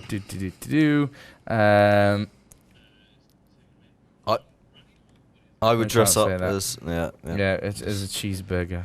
Blah blah blah. There's lots of things. Yeah, dress up as I'm a little bit vegetable, a Swede, and bring an IKEA chair for comfort. So there's some interesting ones, but still None that really, catch my fancy as only the CT diffuse kit. The diffuse kit awesome. stands out for me. Should we give him a hat? No. No? Actually, we're not live here, I don't think. So, yeah, we're not live. So it's all right. I thought we were going live, but we're not. We can talk more about this. Yeah, don't forget, guys, second map, we've got another T-shirt and another hat available for whoever guesses the score. In fact, no one actually guessed the score in the last one. So maybe we'll just give away random ones, like random prizes to the funniest, funniest thing to dress up as. Yeah. We'll also be giving away exclusive official Intel Extreme Masters T-shirts in our weekly broadcasts. That's right. We're going to be broadcasting weekly games from the group stages, and you will get to see... From the European Championships, which is, of course, the online part before the European Continental Finals, and then before the World Championships. So, yeah, we're going to start that hopefully this week, although it's not sure depending on the games, as they're actually due to be played on Sunday, which is tomorrow, but we're trying to move them through to Thursday, so maybe on Thursday we'll have that. But we have some signed shirts with some nice signatures on, which we'll be giving away over the course of the season. Not only will you get to see some of the finest teams in Europe, but you'll also get to see some of the upcoming talent, some of those fresh and rising stars who are sort of looking to make their mark on the international scene. And for anyone who's into Warcraft 3, well, just had an update here. Well, Sky versus Fly was 2-1 in favour of Fly. Fly beating Sky. And the final will be Moon versus Fly. So a little bit unexpected. I think a lot of people were thinking we would see a Moon versus Sky final, but that won't be the case. Yep. Tihani from Estonia says, I wouldn't dress up. Dressing up is for fanatics. He's got a point. But it's not very funny, so you don't win a T-shirt. What can I say? So, DE Train coming up here. Second map, of course, of this grand final between SK and Fnatic. We've just got destroyed. Disconnected from HLTV. Okay. Let's talk to the admins.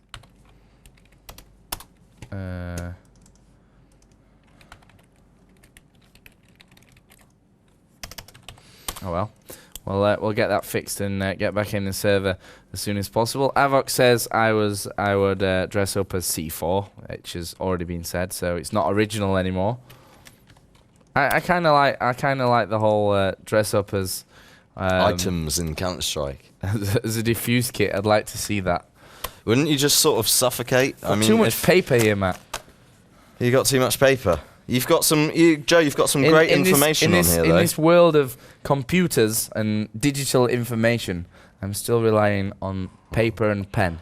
Well, why don't you make use of it? Because you've got a wealth of information, Joe. You're like an encyclopedia of Counter-Strike knowledge. Shall we just reel off some interesting facts? Well, you can't just read through it. That's the thing. Yeah, it has to be relevant. Yeah, that's the point. I would dress up as a seal wearing Kevlar holding a Colt, and that would be just like a normal counter-terrorist then, so that's not good. I would dress up Red Ribbon like Rambo.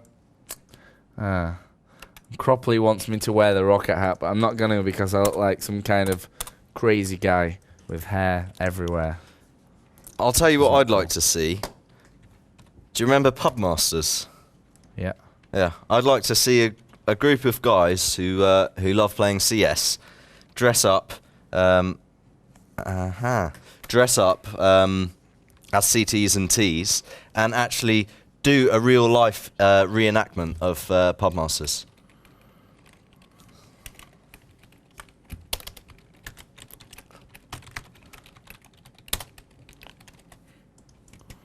Yeah, we have a new password apparently. Trying to figure it out. Matt, why don't you tell us a few more stats about Chengdu? About Chengdu? Yeah. What else do you know about Chengdu? Well, you know they have an amazing panda bear reserve there. A panda bear, yeah, I heard about that.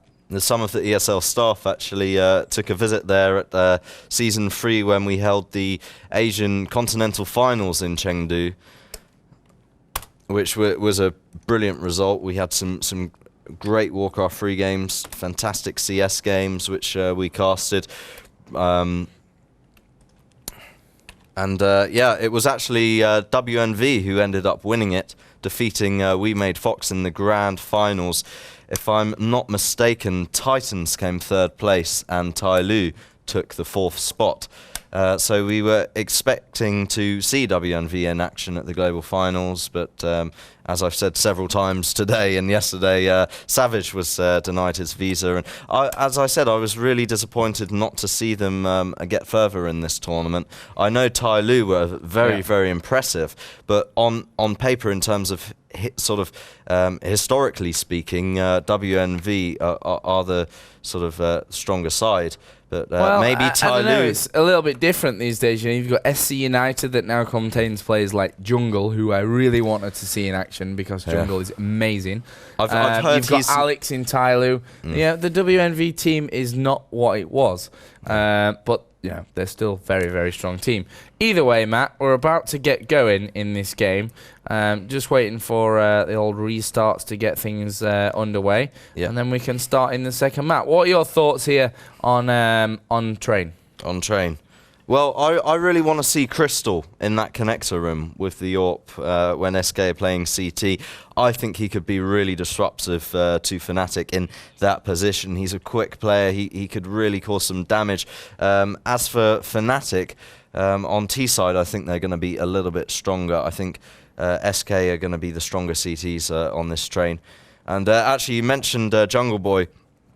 Very old school player, and apparently since he made his comeback in this tournament, he's just not the same Jungle Boy. He hasn't It's not Jungle Boy, it's just Jungle. Jungle, sorry. Jungle Boy is a different player. Yeah, from Dignitas UK squad. Yeah. And Jungle Bobo used to play for Team 9, the Norwegian side that won CPL World Tour 2005, which was the first event that Real ever played for that side, and they won it.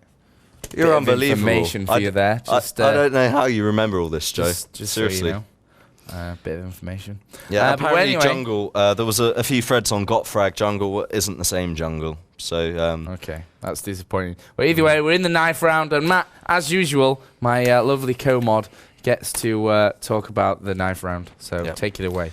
So kicking things off here, Forrest slashes the face off of face. Wally and Robin reply as Stahl slices into Crystal. And, well, Gux taking down Allen and Robin successfully, but Wally will have the last laugh as he swipes Gux into small pieces. There you go, Matt. There's your information, so you can get on the server. You've got the wrong port.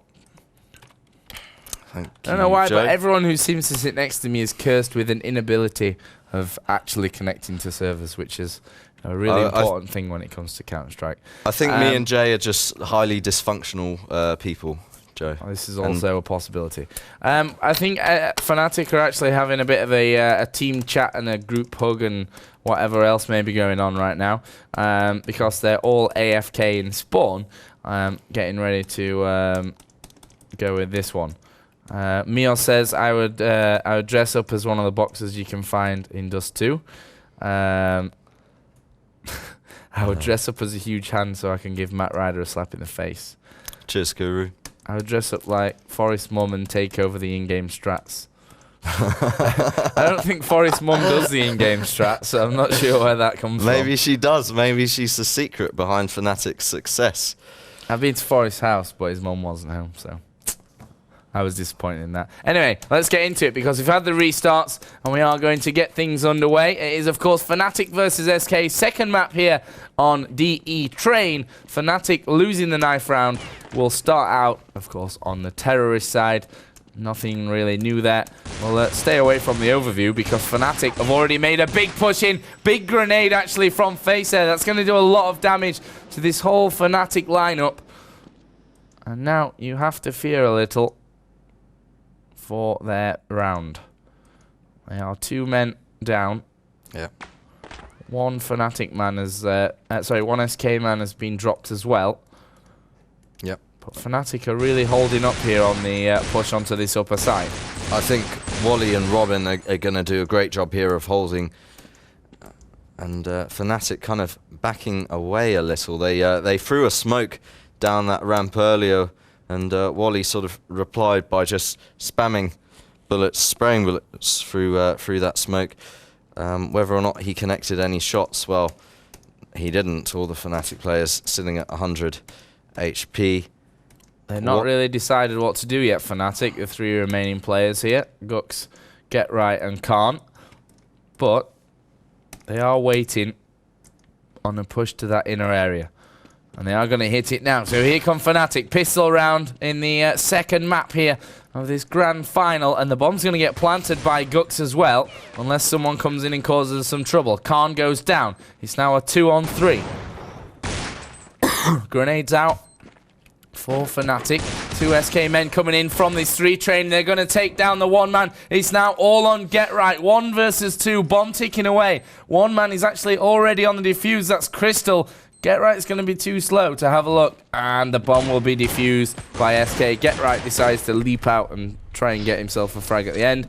But SK take pistol mat here on the CT side. Let's see how they build up their lead.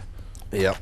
Get Right. Not much chance there with Wally. Just, his crosshair was just focused up on upper. He knew that Get Right would most probably pop out there. Bit of a mixed bag here for Fnatic. There's a couple of AKs, a couple of Deagles, and that's what they're going to roll with. DSN's the man to actually watch down Ivy at the start of this round. And the rest of Fnatic seemingly holding a position in the white halls for a position to move on forward. There goes Gux. There's the kill onto Robin. That could be the decision to push now. And Get Right has been fed back the AK as the M4 of Robin is picked up and put into action for Fnatic. They are pushing in. Wally's taken down Get Right. Yep, Crystal and Alan moving as quickly as they can into that inner bomb site. Crystal takes down Forest. It's a 3-on-2 here, and Alan takes down all. The bomb is down up top, and it's down to Gux and Khan to retrieve that bomb or eliminate Alan and Crystal. Alan is down. Crystal, last man standing. I think Crystal was a little bit unlucky not to get that frag there. He must have done a lot of damage. It was Khan, I think, but his health isn't showing here on HLTV, so we can't really tell. Crystal sort of backed away there, allowed Gux to retrieve the bomb. It's now down, and he's gonna come up against Khan any second now. Khan takes him out, and that will bring it to 1 apiece. Great gamble there for Fnatic to buy out whatever they could. They had a mixture of AKs and Deagles. They got the first kill onto Robin, picked up his M4, and from there they were able to win the round. And that's what you got to do against a team like SK. If you want to win, you have to gamble. Wouldn't you agree, Matt? Yeah, I think I would do, Joe. Yeah, and well, weapons being swapped around by the Fnatic squad. Most of SK on an eco as Wally hops around from train to train. And look at this, it's all kicking off in that ladder room. Yep, Wally going here at range, and he looked like one of those shots may have connected, but either way, Fnatic really kind of mopping up with everything that was going on, and that was an easy round for them, of course. Fnatic, after buying in the second, SK after buying in the second, we're back on the eco, and Fnatic take the lead.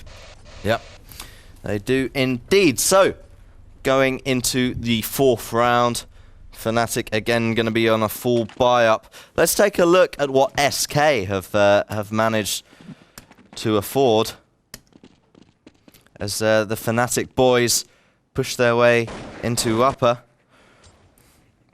Robin here with a counter flash. He's seemingly blind at the moment. Crystal is going to be in that connector, and well, he doesn't really have a weapon to do any significant damage. Meanwhile, the rest of Fnatic are going to be pushing along into that inner sight. And, well, it's pretty much clear they're going to get the bomb down. SK are going to be forced to react as quickly as possible, but those USPs are not going to put a dent into Fnatic's offensive. Not a single player down in the Fnatic lineup, and, well, a poor eco round from SK. They weren't really able to achieve anything whatsoever. But now they're going to be on the buy-up. You can see smokes in hand. They've got cash to spend. And let's see if Crystal's been able to afford that AWP this round. Maybe he'll wait until the later stages. No, he is going to be AWPing in outer, and he could bring a world of pain onto Fnatic here, who are going to actually pick the outer bomb site this round by the looks of things. The bomb has been dropped just down outside stairs. Crystal almost connecting a shot there by the looks of things.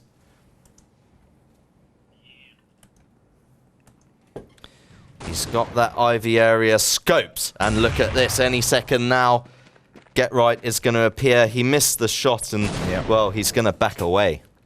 Well, Fnatic have DSN and Khan pushing down towards Whitehall's in that inner area. Actually, Face and Robin are both going to be watching here as Face will open up, takes down Khan. Grenades will go out as well now. And actually, he took down both of them. And that was a great bit of play from Face to really push Fnatic off of this round. They're down to 3 now, of course. We have just 30 seconds to go in the round as well. Gux and Forest are edging their way up to this upper exit now as they do work their way in. It will again be, I'm guessing, Face that opened up. It was indeed Face looking for another one. He takes his 4th of the round, and it actually comes down to a 3-on-1. Get Right against Face, Alan and Crystal. Bombs down there, and now Fnatic can, SK can keep their eye on it. Yep, only 4 seconds remaining. 3, 2, 1, and that will be the round for SK. Fnatic maybe just waiting a little bit too long, hesitating a little bit too much, and maybe this round we'll see a resurgence of that assertive rushing style play that we're so familiar with. Well, so far so good actually for Fnatic. You know, losing pistol, winning the second. Okay, SK have brought 2 back, but keep things even on T side, and your job's pretty much good. Let's keep an eye on Crystal actually at Connector, because maybe he'll actually land one of his shots this round. There's could be someone popping out of ladder room. No. No, there won't.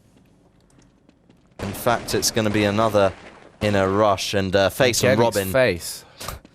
They're just an excellent team on this inner site. Fnatic are definitely going to struggle with that unless they can take Face out early in these rounds.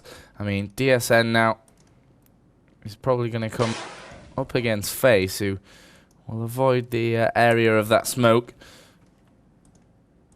We'll just sit there watching and waiting. Fnatic, again, are the ones that have to make the move. They're playing very, very slow again in this round. Now 3 of them are going to make a push down into this lower area. Let's get quickly with Robin, because he's the one to open up the fragging. Alan will take down Get Right. Robin through the wall onto DSN, and it was now all on Gux. And again, it was Robin through the wall who had his angles perfectly poised, and will bring SK back 3-3. Yeah, maybe Fnatic just relying a little bit too much on getting those entry kills, and SK just sort of chipping away, and maybe they just need a little bit more sort of cohesive, assertive rushes that can so often just leave the SK lineup in disarray. Well, let's see what Fnatic are planning this round. You can see that they've pushed fairly aggressively onto this outer area. Again, though, it's an early kill from Robin that separated them out. Was brought back fairly quickly, and Fnatic are now crawling their way onto this bomb train. And they're probably going to push 2 men behind here. and see what they can do. Fires from Allen from behind, and that will be bad news for Fnatic as they lose Get Right. Now 4 on 3. All of a sudden it goes quiet again. Crystal chimes in with the kill onto Gux and Allen and Wally. And that was really a team effort from SK there. I think they picked up pretty much 1 kill each. And as a whole, they worked as a great unit to stop that Fnatic attack. And Fnatic have been moving very, very slowly here, Matt, running the clock down almost every round. Yep. And, well, they've really been hammering that inner sight. I would like to see them try and use a successful split on that outer site, maybe 3 men Ivy, 2 men T mid. And we've got Crystal watching the ladder room this round. Wally is going to be the man in connector. He was up on the sniper deck last round. We might see Crystal called into action here. We'll see someone moving out there. Oh. And the just fire off a shot, doesn't connect, but Robin and Face have already got their kills. Oh, Face, who was actually down inside that inner area. Didn't have the overlay up, so I couldn't get quickly around enough to it. But Face again, who's having a great half here so far. I mean, a great 8 rounds. He's 10 and 4, way above anyone else. Look at the Fnatic side. You've got 7 and 5 on Khan, 7 and 6 on Forest. But at the bottom, DSN yet to pick up a frag, which is you know, a bit of a telltale sign as to why Fnatic might be struggling that little bit here to move forward. But Fnatic now, finally, we're going to see something quick from them onto this outer area. Wally and Allen both getting 2, though. As the grenades come out, Gux is in a position to move around onto that 3 train. He's seen Robin, and sorry, it was Allen there that will take him out. Robin will look here as well, and actually Khan's backing away down that alleyway. Khan is the last man standing for Fnatic, and he took damage through the box. And looks like he may try and hold on to what he's got here. Yep. Just a masterful defense of that CT, of that outer bomb site from SK. Flashes came in, they were well coordinated by Fnatic, but SK, well, maybe Khan will try and make a move here, do something special. Wally will snuff him out as we enter into the 10th round. Yep, 6-3 the score. SK starting to build up a lead after, you know, winning that pistol. And if they lose this map, they'll probably be thinking that, you know, we could have had that. Dropping that second round was a real big one for us.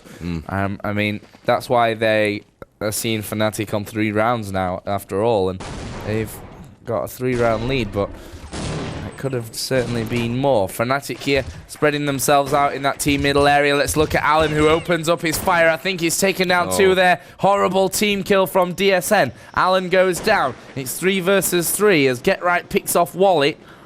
And now it's Fnatic with the advantage. Crystal going to work at the back with his AWP for a little while to leave everything on Face. Spots one on top of the on top of the 4 train there, but he had Gux coming around to his side, and you know, that's always a hard position to defend from solo against more than one person, because they can come at you from so many angles. Yeah. Kind of a scrappy round there. It was a real cat fight. And interestingly, Forrest has actually changed his name from Lindbergh, his second name, to Forrest. Wow. And it is funny sometimes how players sometimes do that when they're having a bad round or a bad game, bad day. They change their name, and you know. Yeah, I used to call myself Dave when I was doing bad. Here come SK. They've already got the first 2 kills of this round. Gux will actually work his way in. He saw one man, but he wanted to sneak into that area. And Get Right is the only man offering anything for Fnatic in this round. Crystal's in quite an offensive position. I think Get Right, yeah, Get Right's on tower.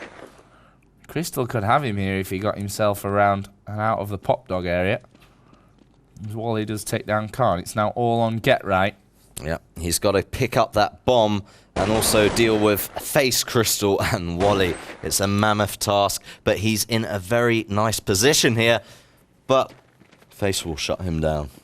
Yeah, he was surrounding there 3 people, and you know, there's only 2 places you can go. You can go down the big ladder, or you can drop onto the train ladder in front of you. And such an easy thing to cover there for SK. So 7-4 it is, and we still have a good 4 rounds to go. Fnatic still have a good chance maybe of bringing this to a close game, and maybe a 9-6 or something around those lines. Yep. Could really help them out here. And actually, good grenades again in as Robin and Face will go to work. Face's grenade takes out DSN, and Face will go aggressive for these last frags. The last man standing is Khan, who thinks, well, I might as well just go in for it, and he hops around. Robin was waiting right in front of him, and that's 8-4. So SK at least guarantee that half-time advantage now. Yeah, they have, and well, which is a big thing when you're on CT side of train. It's a massive thing, and SK just looking so solid on CT. They look like they've been, utilising these strategies together as a team for years, and we knew they were strong on train. They've performed so well on train, and in fact, Nuke rather. Never mind. On CT they have looked unstoppable. But Fnatic are playing with a real sense of urgency now, speeding things up. Robin's going to meet a lot of the Fnatic side here again. This time, though, Fnatic are ready for him. They had grenades in place, and they will now make their assault onto this inner site. Grenades coming in. Gux shoots Forest. Not sure what that was. That was just reactions there from Gux. And now Crystal will AWP up from the back. Deagle frag as well. Wally has snuck himself all the way along this train. And will now look for anyone trying to plant the bomb. Khan's actually just to his left here on the ladder. Will he check? He sees Khan just as he drops down in front of him. And it's now all on GetRight, who has the bomb. And he's being sneaky and heading over towards that back site. And Crystal actually is there with an AWP. I'm not sure if he's heard him, but he's flashing and grenading anyway.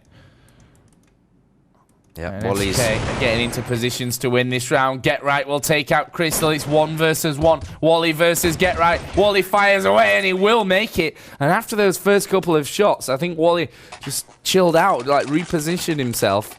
And in the end, he got it. So 9-4 it is. And SK is starting to build a healthy little lead, but still, it could end up to be a little bit closer than they want it to be. Yep. A little bit tricky there for GetRight. I was thinking he'd manage that 2v1, but trying to retrieve that bomb and position himself was just all a little bit too much when Wally came up from the ramp.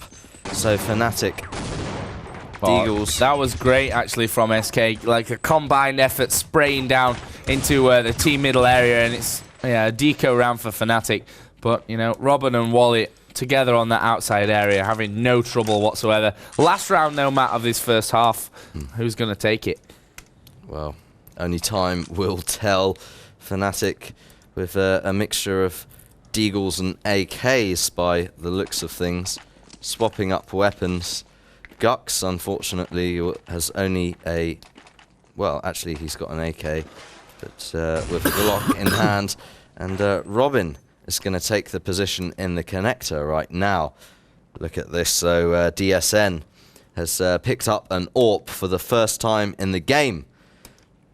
And we're good to see Alan here meeting Forest.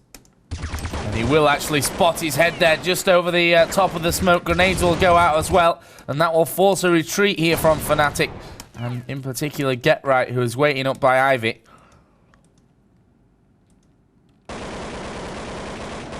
Bit of spray going on, but SK holding on to these positions. For me, Wally being outstanding in that aggressive kind of electric box on the outer roll, as well as Face and Robin, who, to be honest, on the inner area have been brilliant. Let's get around quickly to Wally, who's going to get himself called into action, gets the double onto GetRight, and Gux is looking for more, but Crystal will steal it from him, and that will end the first half, and it will be 11-4 to SK after their CT side. Yeah, things are looking a little bit bleak for Fnatic going into this second half. Let's see what they can do. SK just looked so comfortable. They just looked so... They just were so cohesive. And, Face and Robin on that inner side, absolutely outstanding.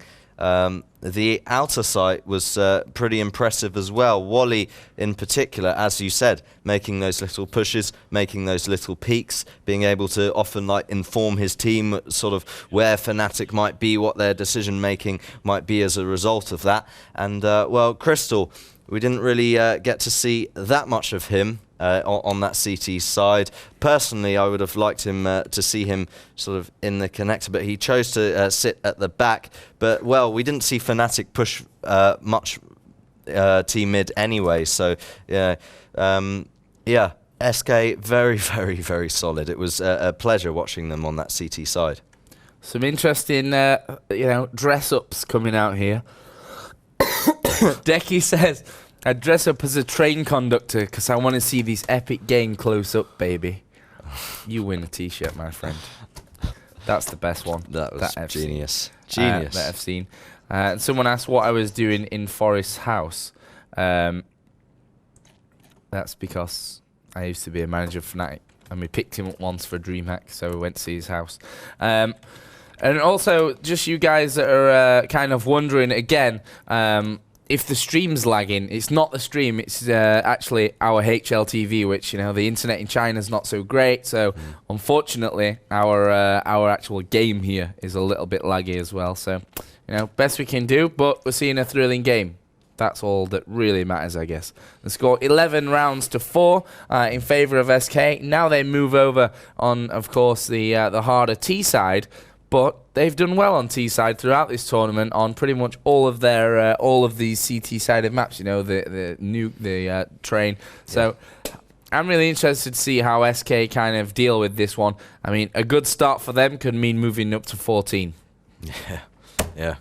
Which personally I wouldn't want to see. I hope that Fnatic get the pistol. It would be a little bit of an anti-climax if SK win that pistol and put themselves up onto almost onto match point. Yeah. So well, let's see. We're going straight into it. Pistol round of this second half here. 11-4 is the score, and it's an important one for Fnatic to get off to a good start. Let's see what goes on. And there's the good start. It was get right onto Robin inside of the back end of Whitehall's. DSN is already on this outer site, and he's going to get in behind Face. Brilliant play so far from Fnatic. Crystal goes down. And Forest. Wow. With a triple. Easy stuff. Yeah, people were asking why he's got wow at the end of his name. Well, I think that sort of self-explanatory after that 3-man.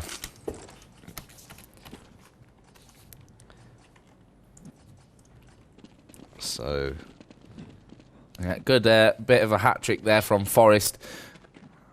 And he will start out strongly, and hopefully as he means to go on from their point of view. Fnatic now move up to 5, 11-5 the score. Yep. We're going to see Forest and Khan doing the inner site as Wally and Robin actually push in early on this eco round. Robin's holding back with the bomb while Wally was just sort of ran in there. Yeah, this should be again a very easy round for Fnatic. Actually, Robin's gone in and he is going to get the bomb plant, which, in the nick of time. Died at the end, really doesn't matter. He's got the plant in and he's got himself a bit of extra cash for his team, and that's all that SK needed. They might even go for the buy-up in this next round, Matt. Yeah, that was exactly what they wanted. It was a really smart play, actually. 3 men at T mid, just ran into that outer site. Wally was with Robin on the hallways, and then Wally just ran out straight into the middle of that inner site, and Robin just held back. And Fnatic sort of fell into a trap and all rotated around to outer, while Robin just managed in the nick of time to get that bomb down. Exactly what they wanted. They've got to be pleased with that. And look, we can now see them with AKs and nades looking comfortable going into this third round. Yeah, right now they're definitely split up. 2 in the form of Face and Allen. All right, just scouting out Ivy. We've got Crystal and Robin on the inside. And there's still no dedicated decision from SK. they don't want to commit. Maybe just trying to feel their way around. Wow, they're losing men here on the inside, and that was Khan and Forest both starting off nicely. We could see Get Right called into action here. We are seeing 2 men pushing through. That would be Gux watching out to the ladder. Still they wait. Gux will fire down, but Wally's got the jump on him. Allen will take out DSN, and this may be turnaroundable for SK. Yeah. Wally's spotted one up there. That was Get Right. Now it's up to Allen to do it, but Get Right at the end will hold very, very strong for Fnatic, and they do take those 3 initial rounds. Yeah. When you take it slow like SK did on T, and you count on getting those entry kills,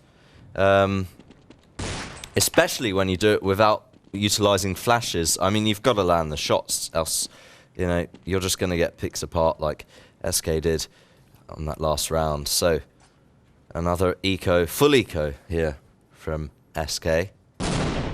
Yeah, of course. This is Fnatic's map choice, Matt. So you may be expecting them to have the stronger trained side, which so far, I'd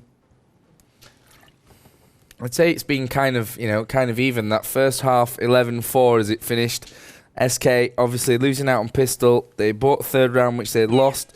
They're going to be back to a fair amount of rounds now, are Fnatic. So it's going to be hard for SK this game, no matter what.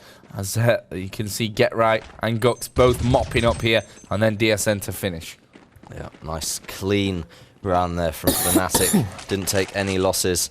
And, well, they're really piling the pressure on SK, and it's particularly on their economy. Despite SK getting that plant on a previous eco, if Fnatic manage to win this round, then most likely they will force SK into another eco. Well, let's get around to Khan, because he's going to be called into action here very shortly. At the end of that white horse, and it will be Robin who actually gets in there, takes off his head, and that's going to force a partial kind of rotation from this Fnatic side. Both Get Right and Gux started to work their way over there, but then I think it was called against, and they stuck to their positions. Face and Wally still hanging around by a T spawn. Crystal and Robin in white holes, and Allen down at the end of Ivy. So still no decision from SK. They will wait things out, run that clock down. Yeah, that was a nice early kill onto Khan, the in-game leader for Fnatic, and well, that could really take a dent in this round. But good play from Face there, as well as Get Right, who did some damage onto Robin, will finally go down. Allen moves in as well. There are 4 remaining SK players against 2 of Fnatic. It's both Gux and Get Right. 2 of the shining stars of this team. Gux goes down, and Forrest that was left, and then he will die to Crystal. And Fnatic lose the first round of this second half. SK now will be looking, and at 12 rounds you can kind of almost touch those 16. You can see them like just in the distance. Yep, and had Fnatic won that round, they would have been in a great position, forcing SK into yet another eco and looking very strong and having a very good chance at evening this one out. But let's not forget they are still pretty close here. Both teams with a full buy-up. Good start again though here for SK, and those grenades being very, very deadly. It's an aggressive push onto the outer. Smokes down to cover nicely over on the left-hand side of the map as Gux goes down. DSN is the one defending here at the back of this train yard. He's actually moved up now to the bomb train. As the bomb does get planted, though, by Crystal. Now it's a 4-on-3. Here comes Khan, sprayed down by Allen. Robin here is in the position to win this round. And Forrest is the only one standing for Fnatic. Run away and save your weapon. He's going to have to deal with Allen as well. And not going to happen. Alan's on the ladder at the back of the train, as you can see, and Robin is up there, and he will peek out eventually. Forest is taken out, and SK move within, well, the skin of their teeth from winning this game. 13 rounds to 8. It is now in favour of SK. Yeah, very nice sneaky play from Robin and Alan there. Took no chances. Robin just perched up on that platform like a bird of prey.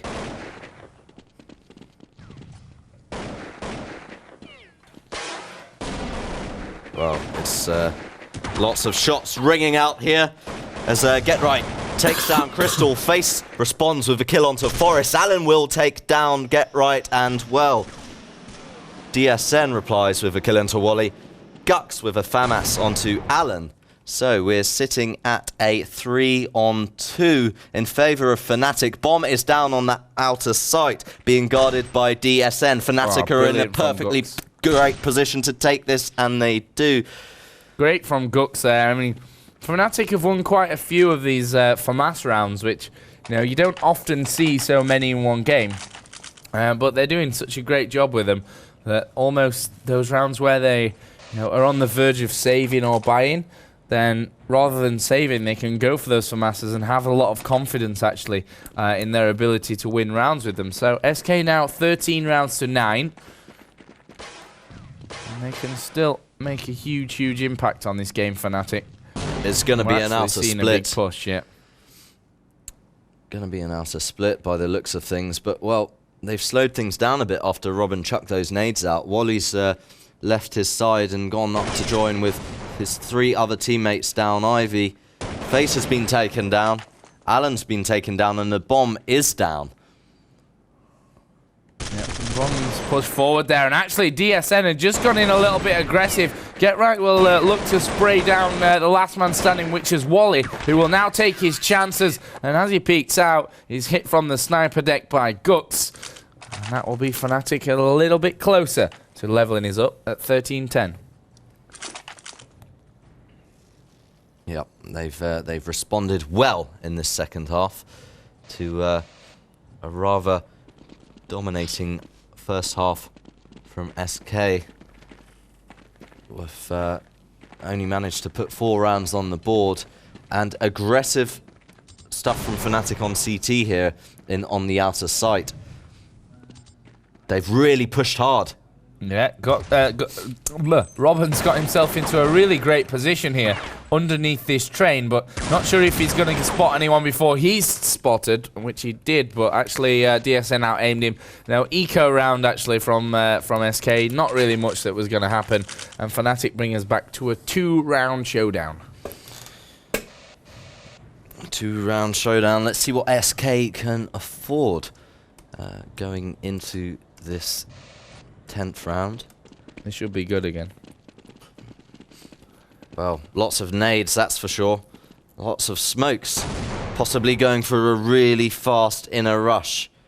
That's what they're doing. Well, they've slowed down here. Doesn't matter. Look at Forest here. He's come up real aggressive, and he takes down Robin. He's going to be pushed here by the rest of SK, who will throw those grenades up to him. And well, it actually Khan peeks out at the opposite end. Now Forest is going to go in for another taste of this SK lineup. He takes down one. Face is now the last man standing up there, though. And it's 1 versus 4. I mean, Face is good, but is he going to be this good? Well, there's the problem. Whoa, what a shot there onto Khan. I think he could barely see, actually, through that smoke, but still opens up and hits the head. Yep, he managed to come out of that unscathed as well. And maybe with a little bit of magic, he might be able to handle this 3v1. Just needs to take it 1 frag at a time. Well, he definitely needs a little bit of luck in this situation as well. There's no doubt in that, but and we'll have to see how it all works out for him. He's going to peek now. Get Right is the man to look over the top. Face will aim. 2 great aimers against each other, and it will be Get Right who comes out victorious in that one. And now there's only 1 round that separates these 2 teams, and Fnatic must be feeling full of confidence. Yeah, they must be brimming with confidence. We know what it's like when they get this, build up this kind of momentum. The question is, if they manage to take this one, will they be able to carry that through into the third and final map? But, well, still SK Gaming's game to lose, 13-12. It's an Eco round, not much to really be said here, other than that Fnatic are just going to mop up with these train hoppers, let's call them, as they move on to tie up this game. Yeah, there we go. The final one was Forest with a knife onto Face, and we are now all tied up, Matt. Everything to play for both of these teams. I mean, don't forget SK, you know, they're no slouches here on Train. You know, the only bad thing for them at this point is that they're on that weaker side.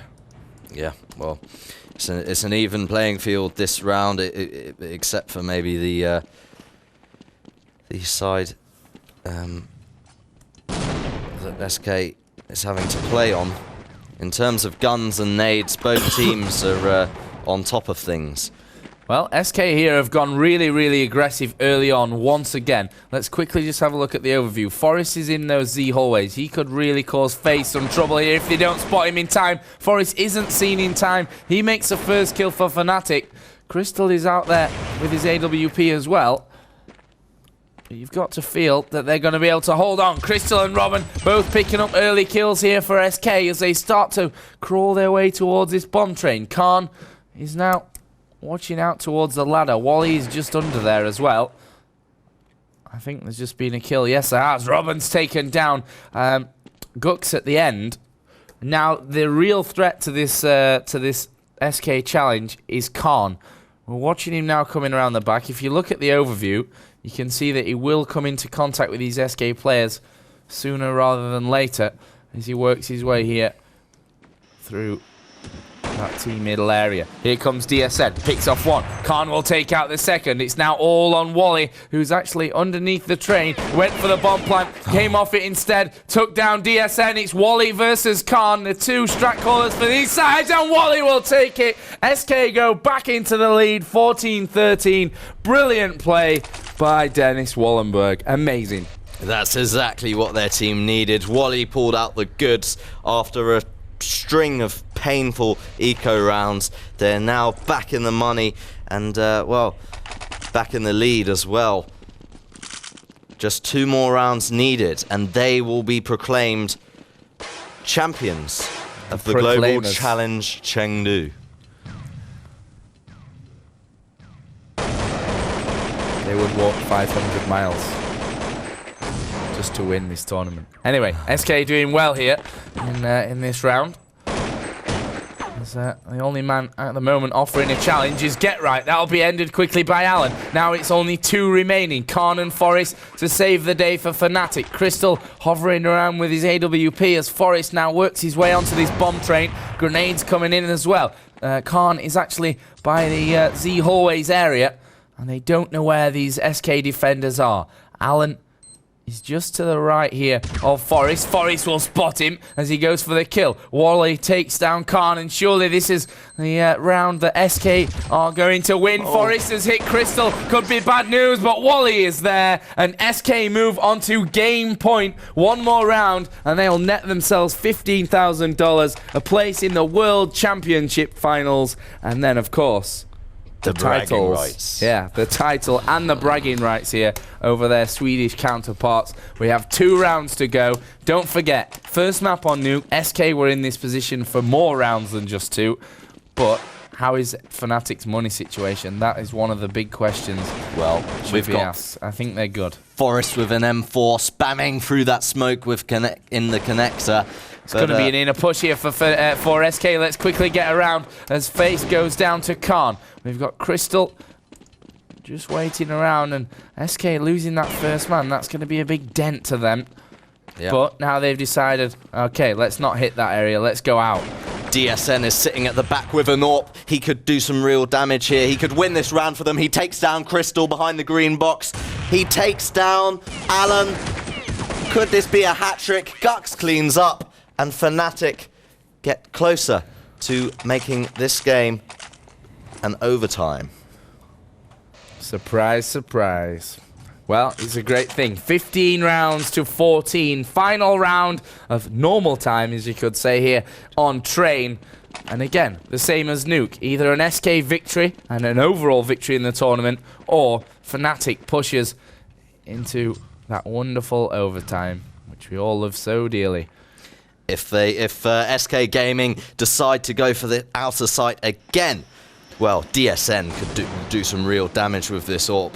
I mean, he is deadly sitting at the back. He's dropped a grenade down there. I wonder how much damage it's done. Oh, and look at SK.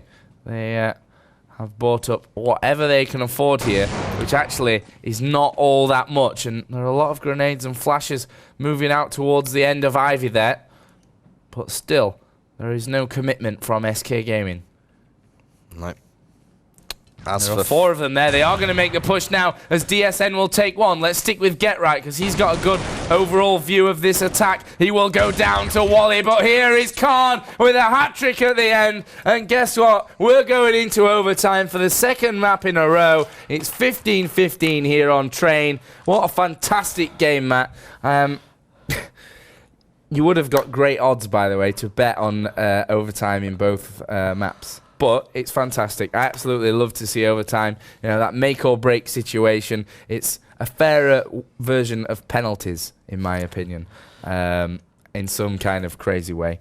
Yeah. But either way, you know, we're going to see another at least 10 rounds. We can always hope for, you know, double, triple, quadruple overtime here on Train. You know, just to keep Temple and Rotterdam waiting just a little bit longer with their Warcraft 3. But I'm guessing, again, these guys are going to have 5 minutes of a timeout to decide exactly what is going to go on. Let's have a look at your comments, see if anyone's dressing up as anything else a little crazy. Dress up as Elvis and sing a little less conversation, a little more action, please. Very good. I gotta say, Joe, both teams here just so evenly matched. We couldn't have hoped for a better finals here at the Global Challenge Chengdu. And, you know, we thought SK was strong on CT and Fnatic, you know. Go on. Aerox said I was dressed up as Squeaky Door on Nuke and annoy people by squeaking all the time. What the hell? Yeah. Crazy.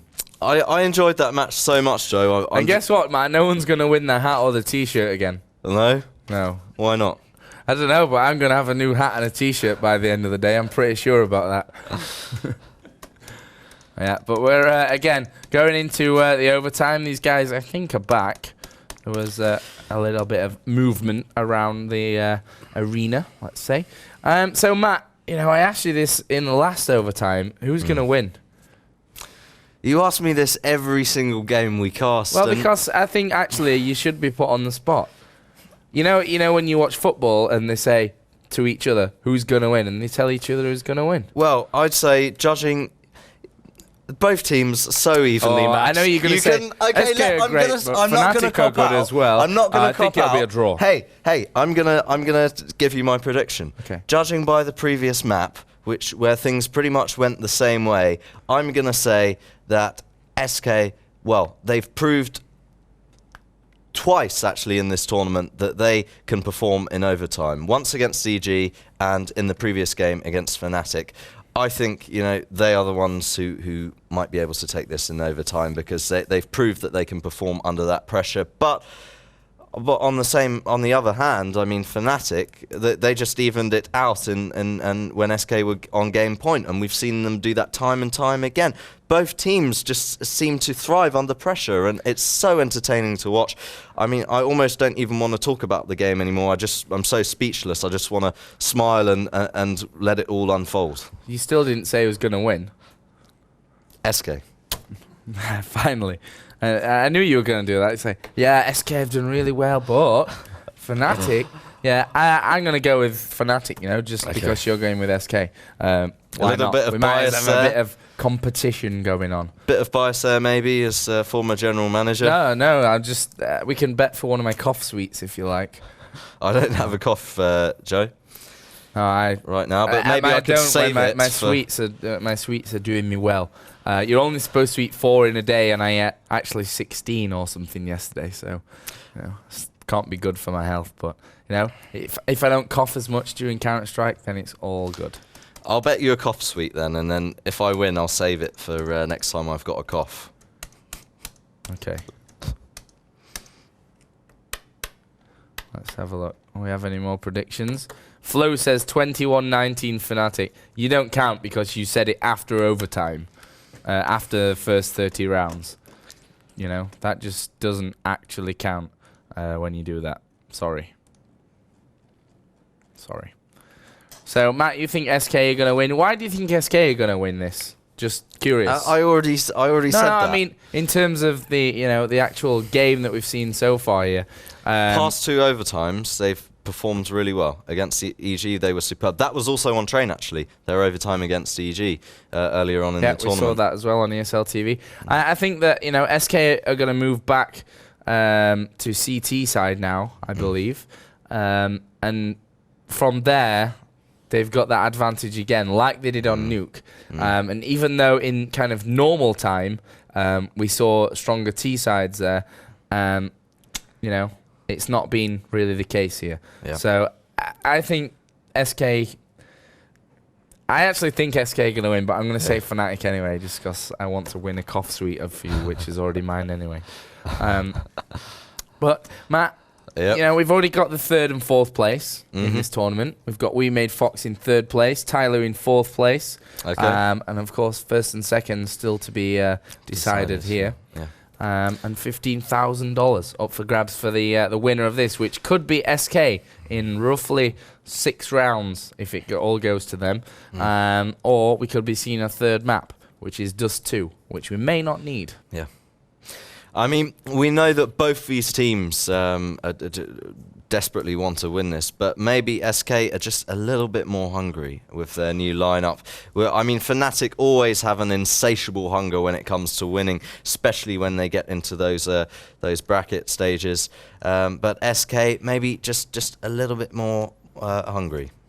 Well, this is the thing as well. They're a new team.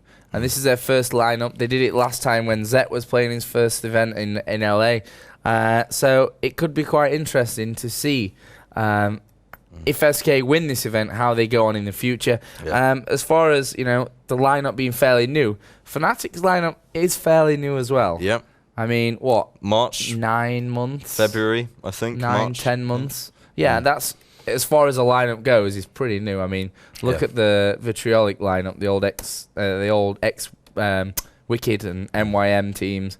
MTW until literally a week ago has been the same forever. So it's interesting because before before Archie and Inns decided to take a break from competitive gaming, they always said that their secret to success, Fnatic, was the longevity of their team and just sticking together, knowing each other's play styles so very well, and it's easy to win. It's easy to win. No, it's not easy to win events, especially not World Championships. But what's the real challenge is consistency. Being able to win events time after time. Very, very few teams manage to do that. And if you look back in the history of Counter-Strike, you can probably only think of maybe 2, 3, 4 teams that stand out that were able to win event after event. Well, it's actually the same in any kind of competitive anything. Once you've been at the top for so long, some people just drop off with motivation and things like that. And that's what happened in the old Fnatic lineup, Inns, Archie. I think they just kind of, faded away almost in terms of motivation. But anyway, let's get into the present. We are live. It's overtime between SK and Fnatic here. Second map, DE Train, and actually Fnatic is starting out on the CT side. They apparently are sticking for the overtimes. Let's see what SK can pull off. And again, it's the usual defensive positions that we've seen time after time. In fact, 15 times this game for Fnatic. And Robin for SK will actually open up the fragging, Matt. Good start. Yeah, very good start. And, well, Forest And Khan are going to be the guys doing the dirty work in inner, and they're pushing up. Oh. They might actually catch. Brilliant from that was absolutely amazing from Alan there. He completely out-aimed DSN, who was opening him down from Ivy. Now we have Khan all on his lonesome up in those white holes. Wally is taking the bomb to the outer area to get the plant, and Face and Alan are all going to get around there. Robin will take down Khan at the end, and that was a great team effort again. Alan, Robin, and Wally all with 2 or 1 frags apiece, and SK will take the early lead in overtime, 1-0 or 16-15. Yeah, I was watching the map overview there, and really got excited as I saw Forest and Khan make their way up that ramp. I thought they were going to just demolish the SK team from behind, but solid round from the Skoret Commandos. The what commando? I pronounced it totally wrong. Yes. Do you want a shot? No, they're just SK Gaming these days. They dropped that name a while ago, let's say. So, Wally, at the moment, will find a man on ladder and chase him up there. And that was get right. And again, SK have the advantage. Wally, and they're playing so much more aggressive here, SK, than they did on their T side previously. They've brought this to a 3-on-3 now, Fnatic, in the form of Gux getting a frag. But SK are now making their move. Yep. Let's watch Khan, because he's the one who's very dangerous, actually, down the back of this train yard. We've seen it a couple of times already during the first 30 rounds, but his positioning could let him down here, because he's moved back. Yeah, he's moved over to Connexa. Here comes Gux with 1. Khan with his, Forest with 1 in between as well, but it was Gux who saved the day at the back and makes it 1-1 in overtime, 16-16. Neck and neck, which has pretty much been the trend throughout this matchup in the grand finals of the Intel Extreme Masters Global Challenge Chengdu. Let's see how SK adapt to losing a round. And it's pretty much the same thing again. And the interesting thing is that these strats are very similar every round, and they're just kind of relying on who's going to aim the better of who. And Gux has gone down. That could be an important frag because he's holding very, very well for Fnatic so far in this overtime period. Alan with a second, who's stepping up his game nicely. 3rd for Alan. Brilliant play from Alan. And now it's Khan and Forest to save the day for Fnatic and their fans. Forest actually is just moving up there by the back of the train yard. Alan will finally be dealt with after doing so much damage. Oh, out-aimed by Face there was Forest. And now it's on Khan, who, the way he's moving back, smells of saving the weapon. Oh, and actually he'll be clipped in the back there. He was lucky to get away with what he did. And actually it wasn't too bad. He was down to 89 through the wall. But he will slow down anyway. He will take out Robin. Well, that bomb ticking far too fast, of course, for him to get anywhere near. So he just backs away and will try to hold on to this weapon, which I think he will, because Crystal and Face are too far away to do anything. And that will be SK again regaining the lead, 2-1. Yep. Let's see if Fnatic can respond. And let's see if SK continue this trend of aggressive, fast-paced play. So,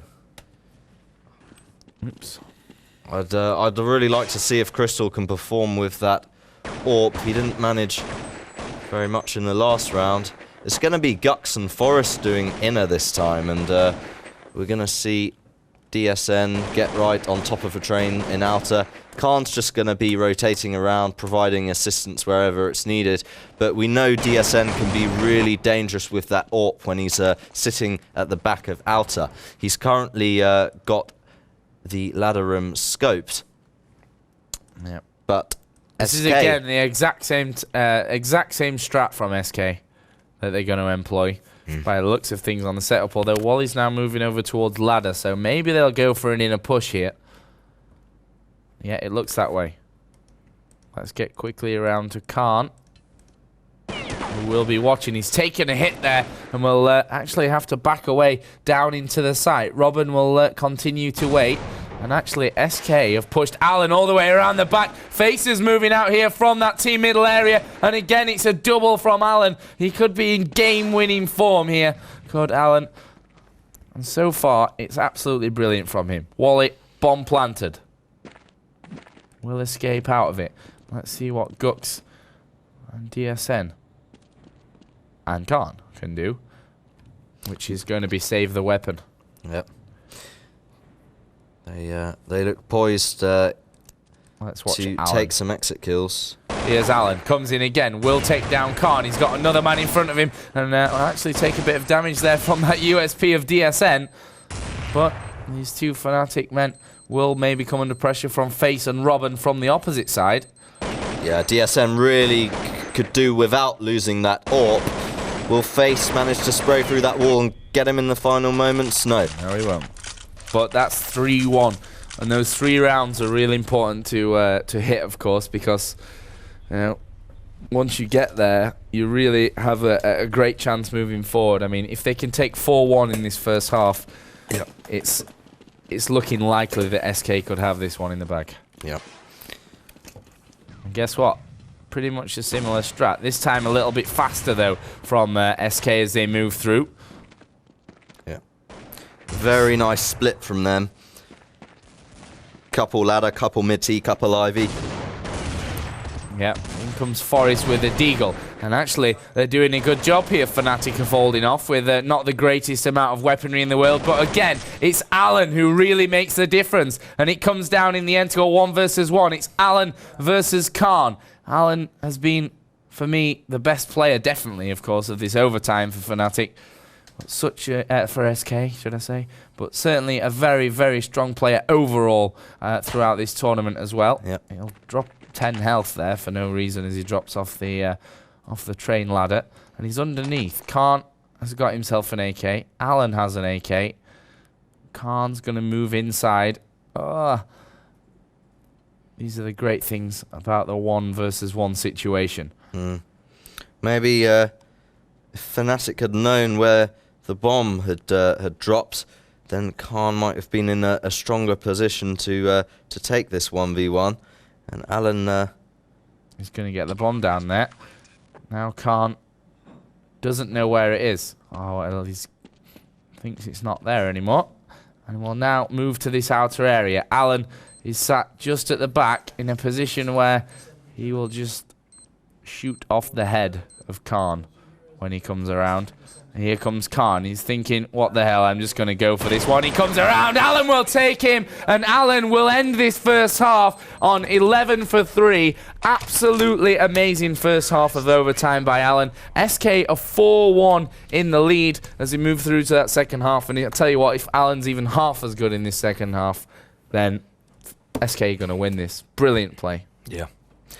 It's looking rather unlikely that Fnatic will be able to repeat that outstanding first half of overtime from SK Gaming, particularly now SK are on CT that they excelled so well at in the first half of this map. And let's see if they can get back into the groove that they were in earlier on. Yeah, well, here's the thing, you know, they're now on that stronger side. Very hard for SK. They really have to. Sorry, for Fnatic. I don't know why I keep getting SK and Fnatic mixed up. It's not like this is the first time I've seen an SK versus Fnatic game.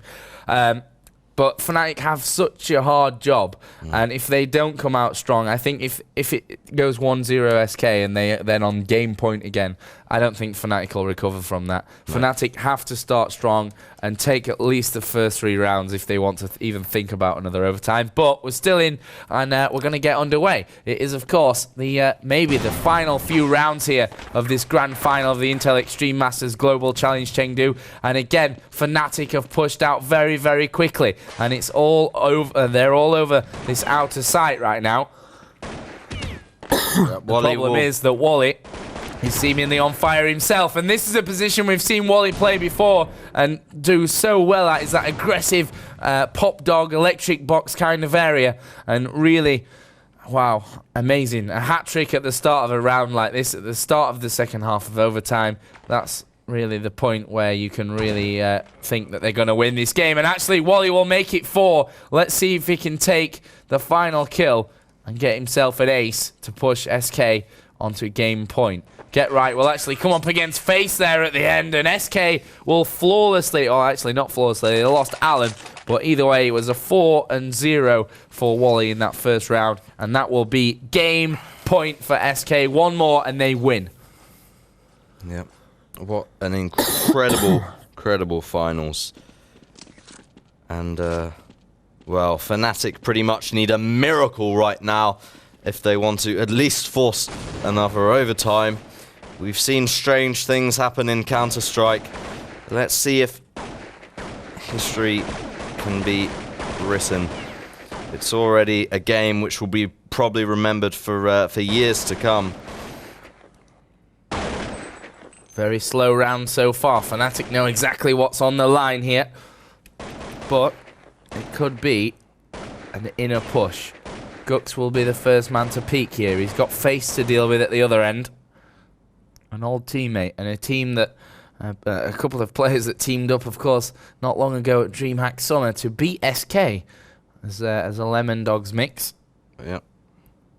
But this push is inside for Fnatic.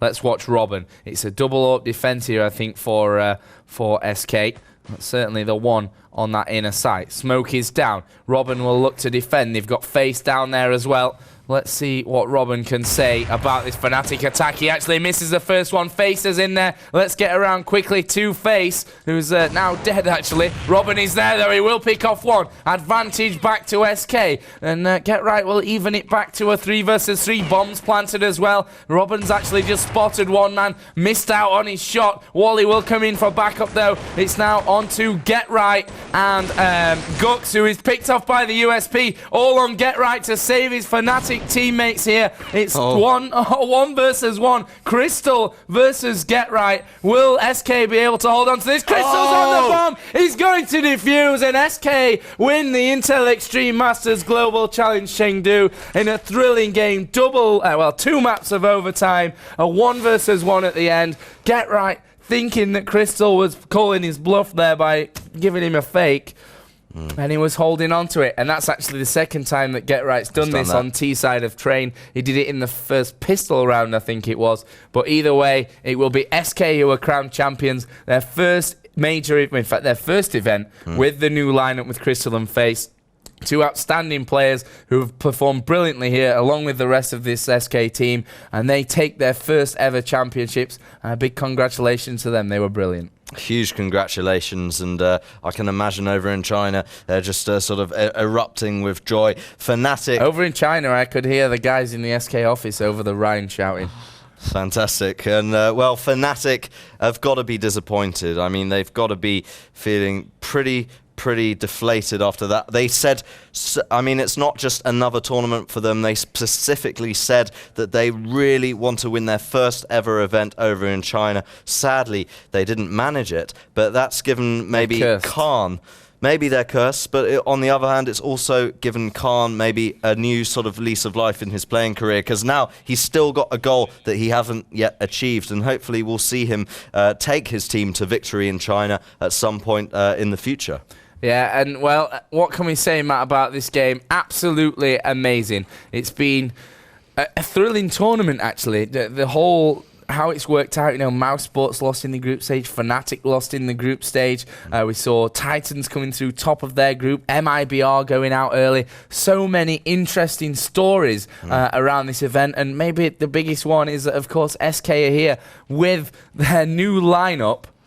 And they managed to win the event against a Fnatic team who have been dominant all year. Of course, the reigning champions of the Intel Extreme Masters after winning the global finals in Season 3. And SK now, there'll be a big smile not only on their face, but on the manager's face. And I think they're just absolutely thrilled. And of course, they'll now move on and, well, see how this lineup can hold them in the future. Yeah, maybe this is a dawn of a new era for SK Gaming. Certainly the two new players, Face and Crystal, proves that they add like a whole spectrum of versatility in the way that SK can play. They've now got, they just seem much better at adapting, much more flexible as a team, and they really are a pleasure to watch. I can't wait to see them again as the Intel Extreme Masters Season 4 progresses. Yep, so SK here, the champions of the Intel Extreme Masters Global Challenge in Chengdu. They take $15,000 and a place in the World Championships, the finals of the Intel Extreme Masters,